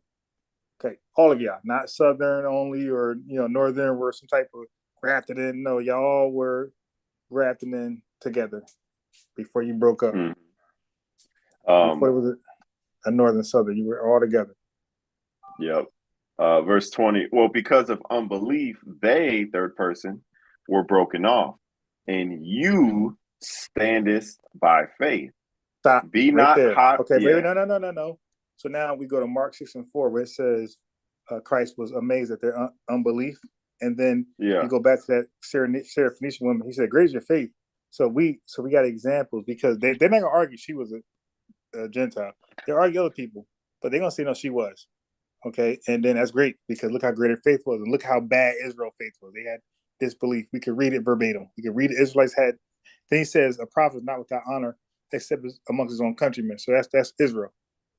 But amongst the Gentiles, who not his countrymen, he got a different reception. He got a round of applause. He got a round of applause over there. Yeah, that's interesting too, because when you look at the word unbelief in the Greek, it's apistia. It's literally pistis is the word for faith in the Greek, and when you put the a in front of something, it negates it. So apistia is no faith. Because of lack of faith or no faith, they were broken off. Yeah. So if they're standing on this olive tree and they're grafted in, and they have faith, then all we got to do is show Gentiles having faith in the New Testament. And I don't think I understand the process of grafting. Just take it like you graft it, then that means it doesn't belong there originally. Yeah. So and you know what they say too? Yeah. They might try to wiggle out and say, even if you're like, oh yeah, you know, these are Gentiles. Oh yeah, they're Gentiles, but they're gonna be our slaves. They're not gonna have the same things and everything. You look at verse 17. Yeah, I'm saying look at verse 17. It says, and if some of the branches be broken off, thou being a wild olive tree were grafted in among them, and with them partakest. Partakest literally means co-partner. You have the same rights as they do. You are partaking of the root and the fatness of the olive tree, just as the Jews do. That's why Paul goes to extents to say the promises, the covenants were given to Israel. So that's what the root and the fatness represents of Israel. Because Israel, the root, was established by the covenant. And the fatness is the promises. But it keeps on going. I'm going to just read to verse 24. For if God spare not the natural branches, take heed lest he also spare not thee. Behold, therefore, the goodness and severity of God on them, third person, which felt severity, but toward you goodness. If you continue in goodness, otherwise thou shalt otherwise thou shalt also be cut off. I don't know why it's worded like that, but all right. Verse 23, this is where they try to get slick. And they also, if they abide not still in unbelief, shall be grafted in, for God is able to graft them in again. Now, they'll try to say, well, how are these Gentiles if they can be grafted in again? They try to be real slick with it and don't go to the verse. Because literally, they and shall be grafted in when it's used twice is in the third person. So Paul is clearly not addressing his audience, because in the next verse, he says, if you were cut. So he's still second person, third person. He's still keeping with that flow.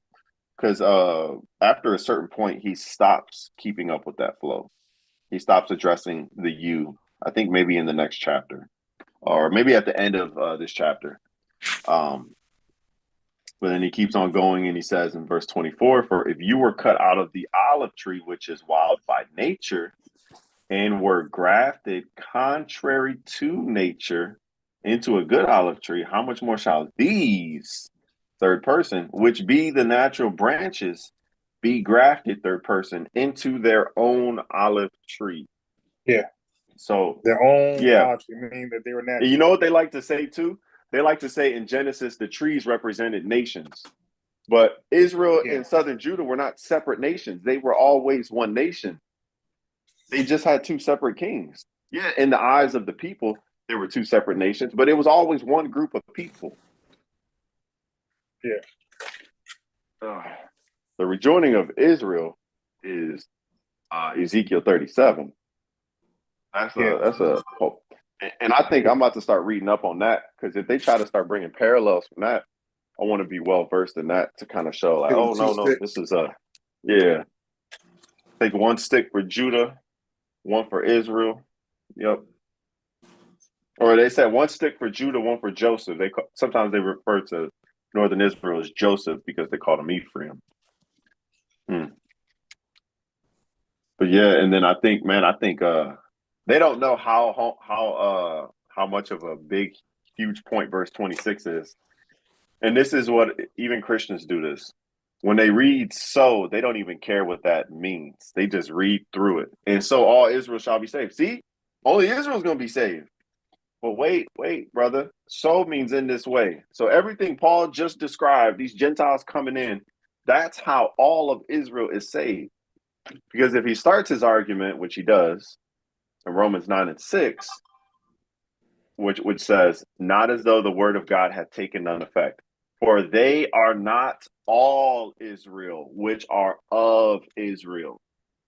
So if everybody who is from and born out of Israel is not all Israel, the question has to be, who is all Israel? Paul answers that in Romans 11. Yeah. Now, I know I won't be able to get all that off. Yeah, no, that's a dagger, though, for sure. And they're going to cut me off before I get to my third sentence. Yeah, and that's without going to like Matthew 10 and 5, where they get confused over there. It's just going to bring more confusion. And that's what I like to do. I like to bring them to where they don't want to go. They don't want to touch that. You see, he didn't want to touch Romans 11 with you because he knows. Hey, matter of fact, can you still see my screen? No, my screen not sharing, right? It's still sharing, right? Yeah, sharing now. All right, let me play a little more because I think from what the title is, I've never seen this title of his video. They might run from it with him to Romans 11. Like they actually, it's a bluff. Like even when the virgin birth, like we thought they wanted to go to Matthew 1:16, but you see they really didn't. Yeah. I don't. Think Matthew 1:16. I'm glad you mentioned that. Yeah, so I don't think they want to go to Romans 11. I think that's just a bluff, but you don't go there. Yeah. Right, he's not right. So no, he's distinguishing because. So you're saying the Northern Kingdom was broke off, right? Yes. Okay. So let's put it into these words. If God did not spare the Northern Kingdom, neither will He spare you. So the people He's talking to is not the Northern Kingdom, right? Got it right here. Jeremiah 11 and 15. This is the book of Jeremiah. Hey, that would work too. Hey, wait. No, I just thought of a good setup for verse 7. We should ask, like, okay, is the elect Southern Israel and the blinded Northern Israel? That would work. That would be good too. I like how he did that. Yeah. 11 and verse 15. What hath my beloved to do in mine house? Seeing she hath wrought lewdness with many, and the holy flesh is passed from thee. The what? The holy flesh is passed from thee. Their holiness is gone. This one branch. Go ahead. When thou doest evil, then thou rejoicest. The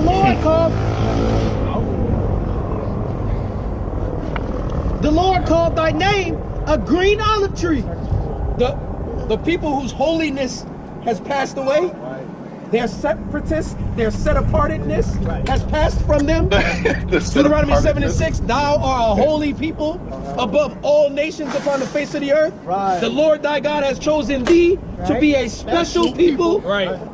That people's holiness passed from them. Okay. Read on. So they try to be slick. Bear an ungodly fruit. So now this olive tree. You see what they're gonna try to do?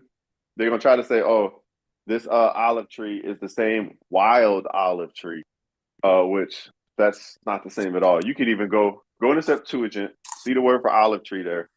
Look in Romans 11; it's the same word for olive tree, but wild olive tree is a completely different Greek word, and they say it's basically some say it's uncultivated. Some scholars have said it's not related to the olive tree at all. It's a completely different tree. I'm like, that's interesting. Because if this was a wild olive tree and it just wasn't cultivated, wouldn't God just cultivate it? Why does he need to bring it in to Israel, which is an olive tree? If it's a wild olive tree and it can bear olives, why not just make it fruitful? You know, it doesn't make any sense. It's because it's a different fruit in and of itself, because fruit, you know, it exemplifies works. So it's almost that God is bringing them out of bad works into good works, in a sense. Yeah. Pull that up too. Whose holiness that used to bring fair fruit, come on, with the noise of a great tumult, there was a battle. He hath kindled fire upon it. Now that olive tree is on fire, and the branches of it are broken. And that olive tree's branches are broken. And that's the northern kingdom being broken off, right? That's what you think? So he says, if God did not spare them, then he will not. Then he will not spare you. So the you can't be the people who are broken off. Because he's just making a distinction there. Chapter 37, verse 21. Bring it out. And God said unto them, He killed them. Hey, he killed them right there. When it says holiness that used to bring fair fruit, come on, with the noise. No, are you replaying it? Yeah, I'm playing it again. Yeah, play it. Of a great tumult, there was a battle. He hath kindled fire upon it. Now that olive tree is on fire, and the branches of it are broken. And that olive tree's branches are broken. And that's the northern kingdom being broken off, right? That's what you think? So he says, if God did not spare them, then he will not. Then he will not spare you. So the you can't be the people who are broken off, because he's just making a distinction. Yeah. Some of them caught that. Yeah. Yep. Some of them caught that. They're gonna ignore it, but they know they're wrong. And see, and that's that seed of. I think the Quran says this. The Quran says the seed of. I'm paraphrasing. I don't remember, but it says the seed of doubt is the beginning of like a fall, something like that. Yeah, so, that's the seed of Jabril right there. Yeah. So for them. Oh no, Iblis. My bad, Iblis. For them to catch that was enough doubt where that guy won't be there long. Like it's going to be a process, but he's either going to turn all the way or start his own camp. But that was enough to say, wait, damn, he cut, because that's their language. He got cut. Yep. And that's why he stayed quiet and he didn't say nothing. There. Chapter 37, verse 21. Bring it out. And God said unto them, thus said the Lord God, behold, I will take the children of Israel from among the heathen, whither they be gone, and will gather them on every side, and bring them into their own land. And I will make them one nation. One nation. I thought Israel was already one nation. Oof. What are you saying? I thought Israel was already one nation. The nation of Israel is one, right? Right, they are one nation. So why is God saying that he's going to make them one nation in Ezekiel? Read again. Unless they were broken. Verse 22. And I will make them one nation in the land. And I will make them one nation in the land upon the mountain of Israel. And one king shall be king to them all. Read. And they shall be no more two nations. Neither shall they be divided into two kingdoms anymore at all. Read. Verse 23. Neither shall they defile themselves anymore with their idols, nor with their and this goes back into what we was talking about last week, how they was carried away to serve idols. It's no longer going to be two nations. Right. They're going to be made one. This is literally the same thing Paul is quoting. So Paul also said later that the natural branches will be grafted in. Again, right? Again, because they were broken off, but they're not the wild olive tree that he's talking to in Romans 11. How can the heathen because he made a distinction between those who are broken off. He made a distinction between those who are broken off and the people he's talking to. Who's broken off? So the people he's talking to could not have been broken off. But then he says there's another group of people who will be grafted in, and that's what he's talking about. Grafted in again. Yeah, trust me. He gets it. He's going to argue the doctrine from his boy to save face, but they're dumb. You see what he said though? He was like, well, how can heathens be grafted in again if they were never part of it? He's confused on verse 23. I'm telling you, man. It's like when they say, "Oh, you believe an angel has sex with Mary?" Yeah. Who taught you that? Yeah, I still wonder where that doctrine came from, bro. Because there's not one Christian denomination that teaches that. Yeah. Hey, you gotta look at the Jewish people, man. Yeah. Oh, yeah, that's true. It's true. The real Jews.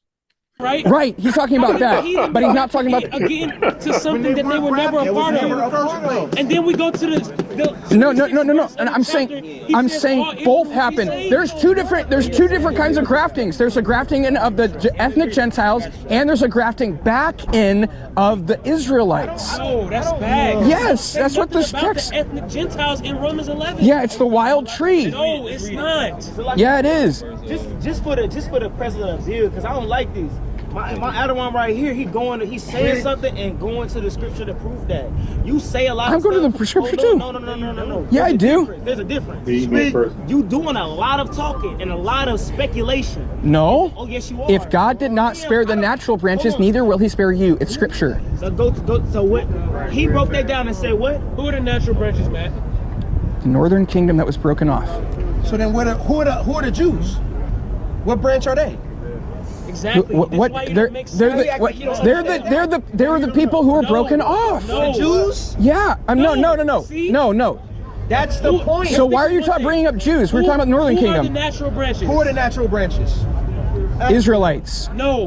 Wait, let him say that.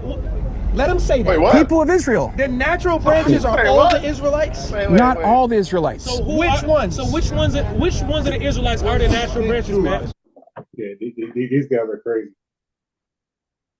I'm not, man. He said the natural branches are the Israelites. What? No. Wait. Huh? Are they Gentiles? These Hebrew Israelites, they never cease to amaze me, man. I can always be entertained by their jargon. What they're trying to say is that they're not Israelites as a whole. They are half Israelites. They are. Yeah, he's trying to say that they are the Southern Israelites.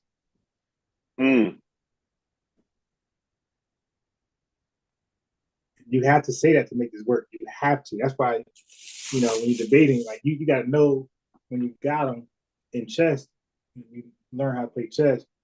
When I got you, I now got to figure out what can you only do to salvage this game to make it like go on. So let's say you took his position. Okay, the northern Israelites are the broken off, and I asked you, who are the Jews? What would your answer be? That they're gonna say that the Southern Israelites. Yeah, that's what I was gonna say. Well, yeah, they're the Southern Israelites, but who are they in retrospect of these branches? They're gonna say, nah, they just the branches are just the only the northern Israelites are being called branches. Right. No, that's true. But they're going to ask, they like to ask these questions outside of the text. But my answer would be verse 7, the elect.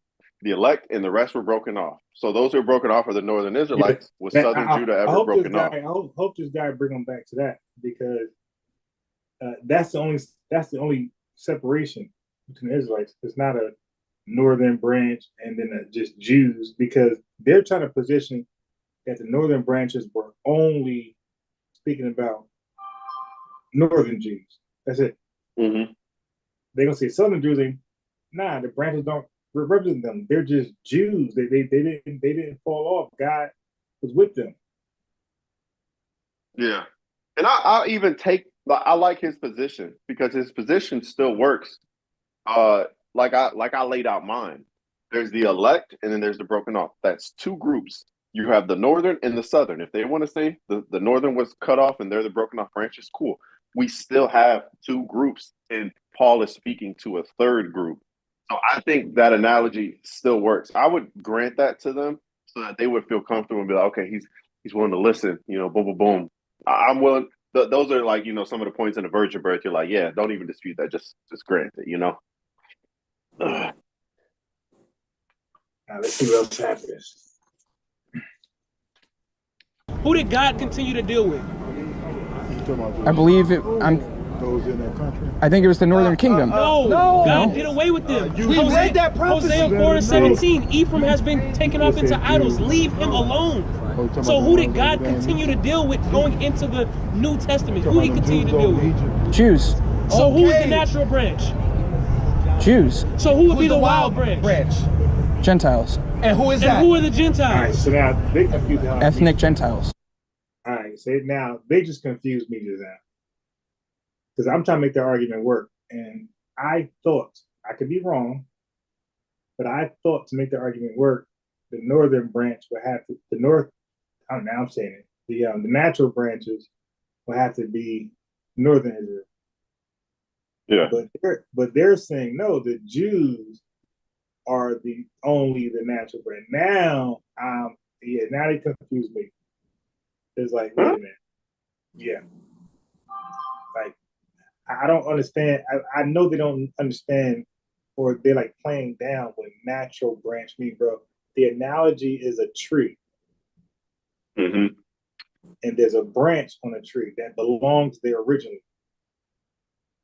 So are you telling me that only the southern Israel was always there, belonged there, and the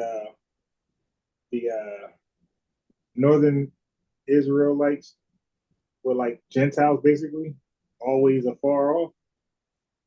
So of course they're gonna say no. So it's like, yeah, well, they're a natural branch, but there's no way to spin that. Natural is natural. If you're not natural, now you're something else. So for they to be the wild olive tree, they were not ever naturally there in the beginning with the southern Israelites.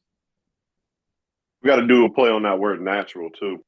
You got to be like, are Gentiles natural Israelites, like in their nature? Are they from that stock of people? And kind of just trick them into accepting our logic. Because, they don't like to accept definitions. They don't accept no type of definition. Yeah.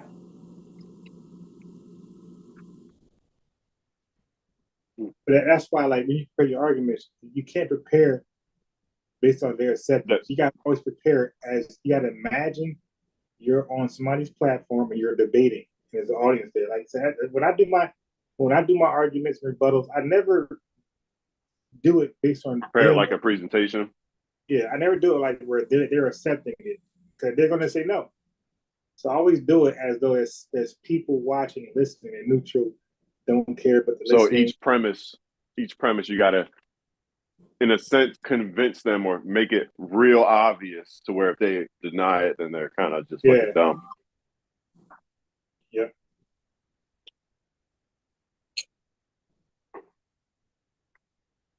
So the natural branch thing won't work, but let's see what he does with it, because I know what I would have done with it. I'd have made him look dumb.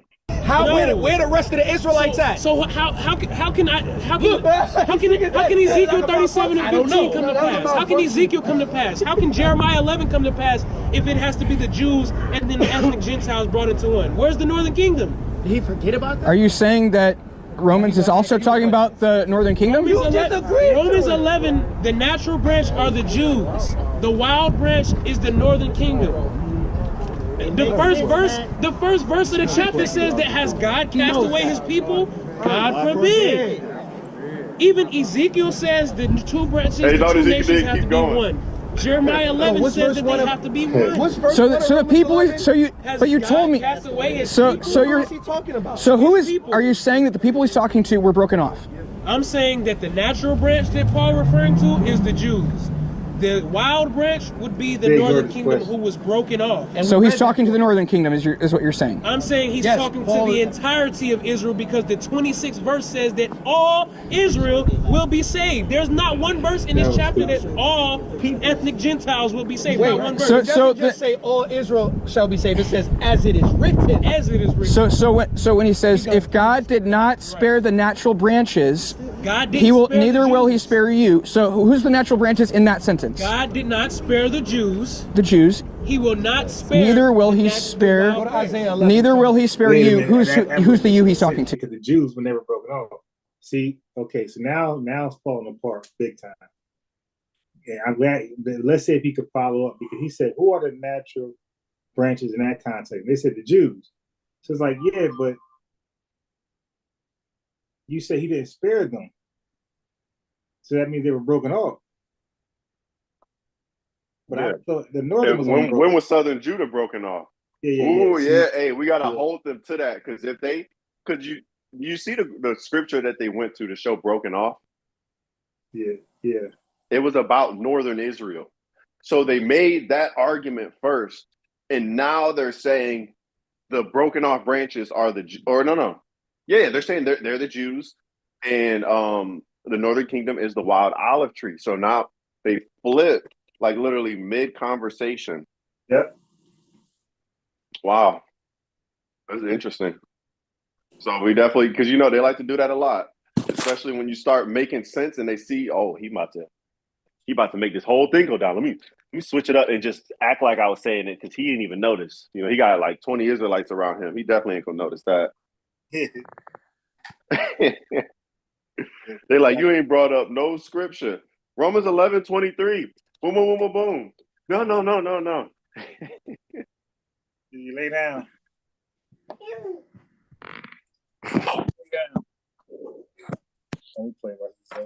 The wild branch. The northern kingdom? Yes.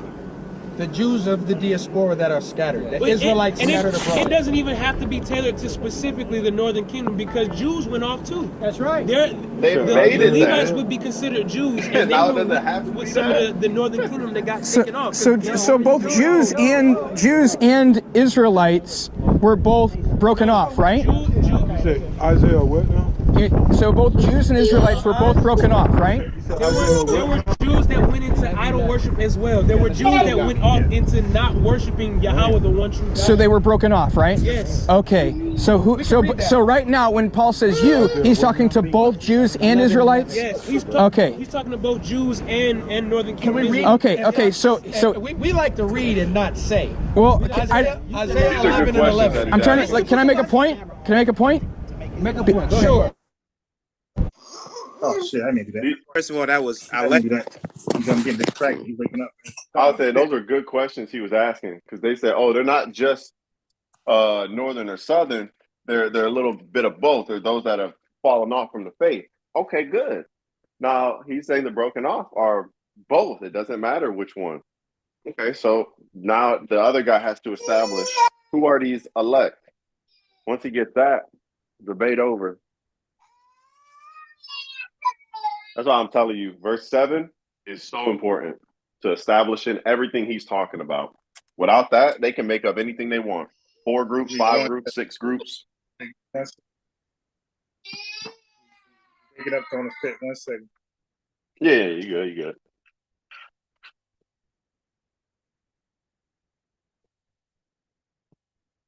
Anybody in the chat cooking or eating?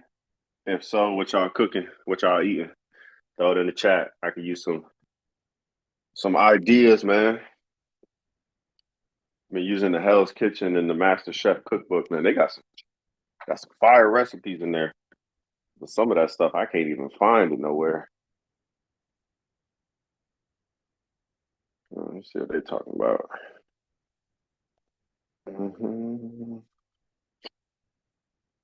Excuse me.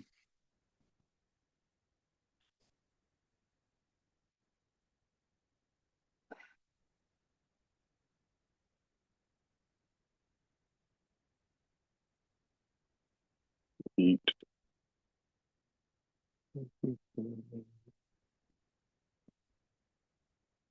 Boom, boom, boom, boom, boom. I feel pretty, oh so pretty. I feel pretty and witty and gay, and I pity any girl who isn't me today. La la la la la. Oh, that pretty girl in that mirror. What mirror? So that pretty face, such a pretty fool, such a pretty hair. I feel charming.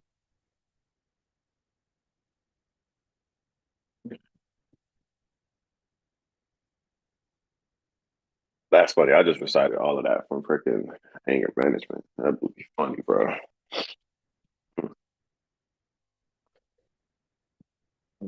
bad.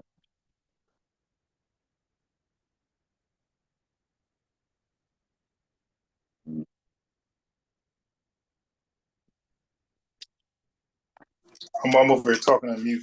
So, what question did he ask?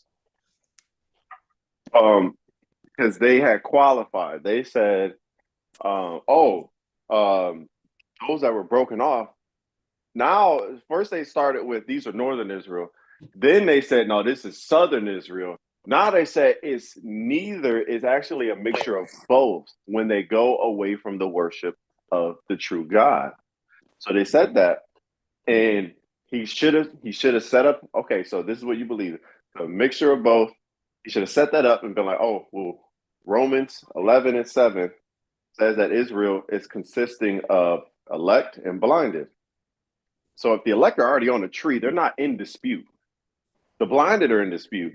If that's true, then whoever this third group Paul's talking to is not part of this. So they're not called natural branches. They're not said to be able to come back in because they were never part of the olive tree. So that would be debate right there. Yeah. Yeah, but he's not gonna get that question off. I can already see they winding up to read some scripture or say something. You know, he got to be quicker, a little more aggressive, a little less white. So Mount. So and there's a grafting back in of the Israelites. Oh, that's bad. Yes, that's what this text. The ethnic Gentiles in Romans 11. Yeah, it's the wild tree. No, it's not. Yeah, it is. Just for the president of view, because I don't like these. My other one right here, he's saying something and going to the scripture to prove that. You say a lot. I'm going to the scripture too. No. New Testament. Who he continue to do? Wait, why Jews. is he wearing black? So who's the natural captain or something? What'd you say? branch? Jews. So who would be the wild branch? Gentiles. He got a black shirt. Oh yeah. Verse of the chapter says that has God cast away his people? God forbid. Even Ezekiel says the two branches, the two nations have to be one. Jeremiah 11 says that they have to be one. So the people. But you told me. So who is? Are you saying that the people he's talking to were broken off? I'm saying that the natural branch that Paul referring to is the Jews. The wild branch would be the northern kingdom who was broken off. So he's talking to the northern kingdom, is what you're saying? I'm saying he's talking to the entirety of Israel because the 26 times, bro. Yeah. Bro, I'm gonna do a separate breakdown, and I'm gonna just literally just play. I'm gonna find timestamp, and I'm gonna find each of the three positions he just spoke and said he held. Now he's changing it. I mean, this is on the fly. This is terrible. This is why you don't debate on the fly. If you don't know it, it's like, you know what? I don't know exactly what you're asking. I'm gonna come back to you because you look stupid, man. Yeah, this is wild. I guarantee these guys do not do any debates outside of their platform. They've never been on Sinetta. Will never go on Sinetta because they will get eaten alive. Yeah.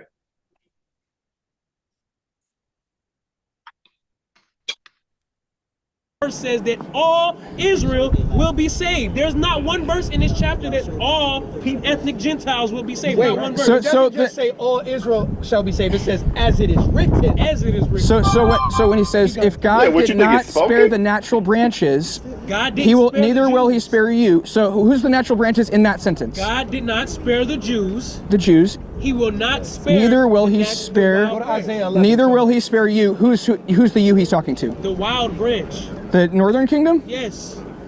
The Jews of the diaspora that are scattered. The Israelites scattered abroad. It doesn't even have to be tailored to specifically the northern kingdom because Jews went off too. That's right. The Levites would be considered Jews, and they were. He did that like 5 times, bro. He's done that.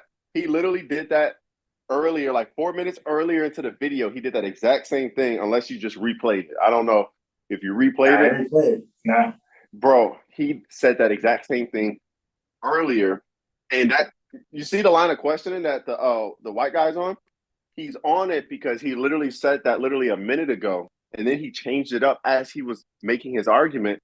So then the white guy's like stuck, and now he says it again. And he's gonna ask the question again. He's gonna, I guarantee it. If he's smart, he should. This is a good video. What's this dude's name?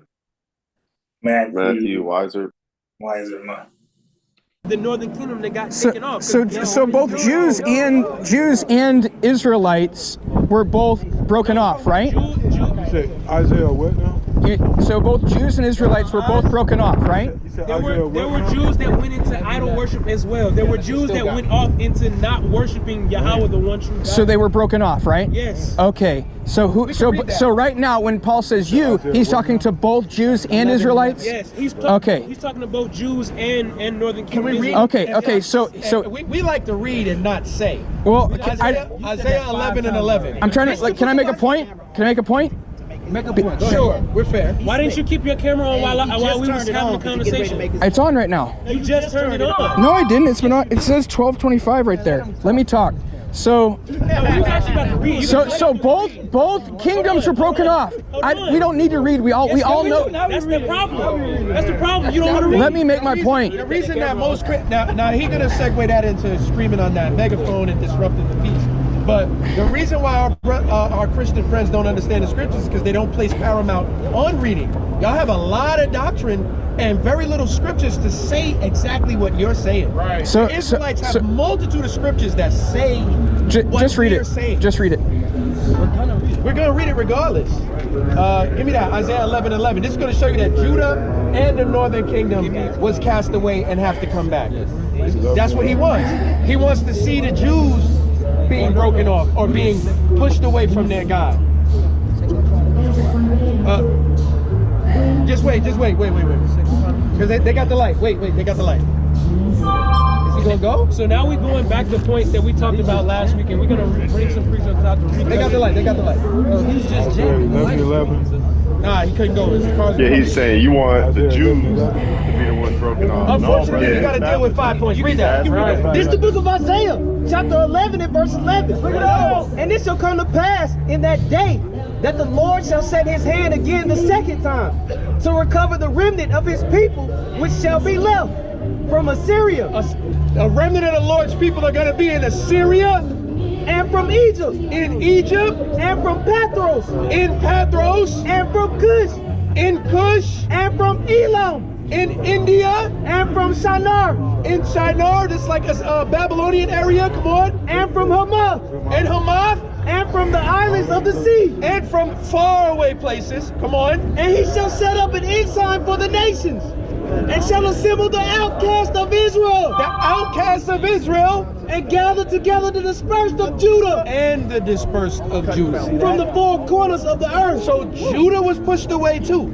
So what he's trying to explain to you about the grafting in is it's talking about Israel in totality. You have natural branches, those that have the oracles of God, that grew up knowing the laws, that grew up keeping the commandments, but you can't boast yourselves against them because we're bringing you in. That's Romans 3. That's the point. Verse 13. So the branches that are broken off are both Judah and Israel, correct? Yes. Okay. So if God did not spare the natural branches, that means they're both being broken off. They're not spared. Neither will he spare you. So the you he's talking to cannot be Jew or Israel. No, they can't be. They can't be those people he's talking about. No, you changed the context. Let's go to Romans 11 and read that. He changed the context. If God did not spare the natural branches, neither will he spare you. You is not the natural branches. The natural branches would be the Jews who kept the commandments. The cut off branches would be those that were pushed out and taken away. That there are Jews amongst them. We just read that. That's like I think. So if those who are keeping the commandments are that doesn't even make sense. Are the natural branches, the ones that are broken off are called natural branches. That's an easy cut. But again, this dude is not established in verse 7. He's forgetting about the elect, because they're trying to say there's two groups, and there is in Israel, but they haven't established that from verse 7. So when they get to these other verses, they're only seeing two groups, the broken off in the wild olive tree. So they're like, oh, the northern Israel, southern Israel, or blinded and whatever. But I don't know. What I'm about to do, I'm going to start doing every topic we go to. I'm about to start documenting each verses that they go to and the points that they make. Write a book, bro. I'm gonna write a book, kind of like how LJ did. I'm gonna write a book, and we gotta get this out, man, because this stuff, like, you can't be prepared for all of this stuff. Especially a lot of people that don't read the Bible like this, or only read New Testament, and they may be Christians, but they're just not aware of how people will twist the Old Testament. Yeah, I'm definitely gonna have to go over. This is a good video. They got any other street debates like this? Yeah. So now the other one. So forget this is from the Christian perspective. So now they have one from their perspective, but I wonder if it's with this guy again. The main dude in there. Yeah. They got one from 3 years ago. Was the wild idolatry, Romans 11, Israelite? Yeah. So click that. See if they talking to the same guy.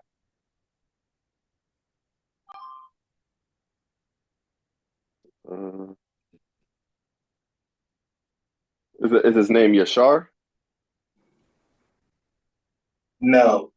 Well, I don't know. I don't know the original camp video. I don't know. I'm about to make a playlist. I'm gonna start getting a playlist together. We'll start reviewing some of these. I don't think Michael Brown's debate has any merit towards what we're trying to accomplish. Yeah. But that was a good. That was the most civil debate I've seen, bro. That was straight up like civil, but Michael Brown was still aggressive. He was like, "I really like you. I just think you're teaching heretical doctrine." It's like, respect for sure. I gotta put my debate in this playlist too, because that kind of shows the different places they're gonna go. Is it time? Yeah, I'm 14 minutes over. Oh yeah, it's 12 o'clock, and I like I said, he's gonna wake up early, like 5, 6 a.m. And if I don't go to sleep now, I'm not gonna wake up. So therefore, he gonna go back to sleep, and I'm not gonna take advantage of him waking up early. So the goal is to wake up early and keep him up. Wait, I did not know this. Oh, wait, I'm looking at Romans 11. He really liked the debate. Sam Shamoon had a moderated debate with some Hebrew Israelites 6 years ago. Send me that link on Facebook. Still on Facebook. I don't. Okay, yeah. To your Ron or the other one? Yeah, Ron. All right. Yeah, I don't know if it's Romans 11, but still, that would be interesting just to see because Sam be chopping people up, bro. I want to see this. I got it. Yeah. Yeah, that's interesting. Bunch of other stuff. Get to sleep now because he's gonna keep waking up anyway. Keep waking up now. So it's late anyway. Going to Oh, I gotta go anyways. I'm getting a call, man. I'll get with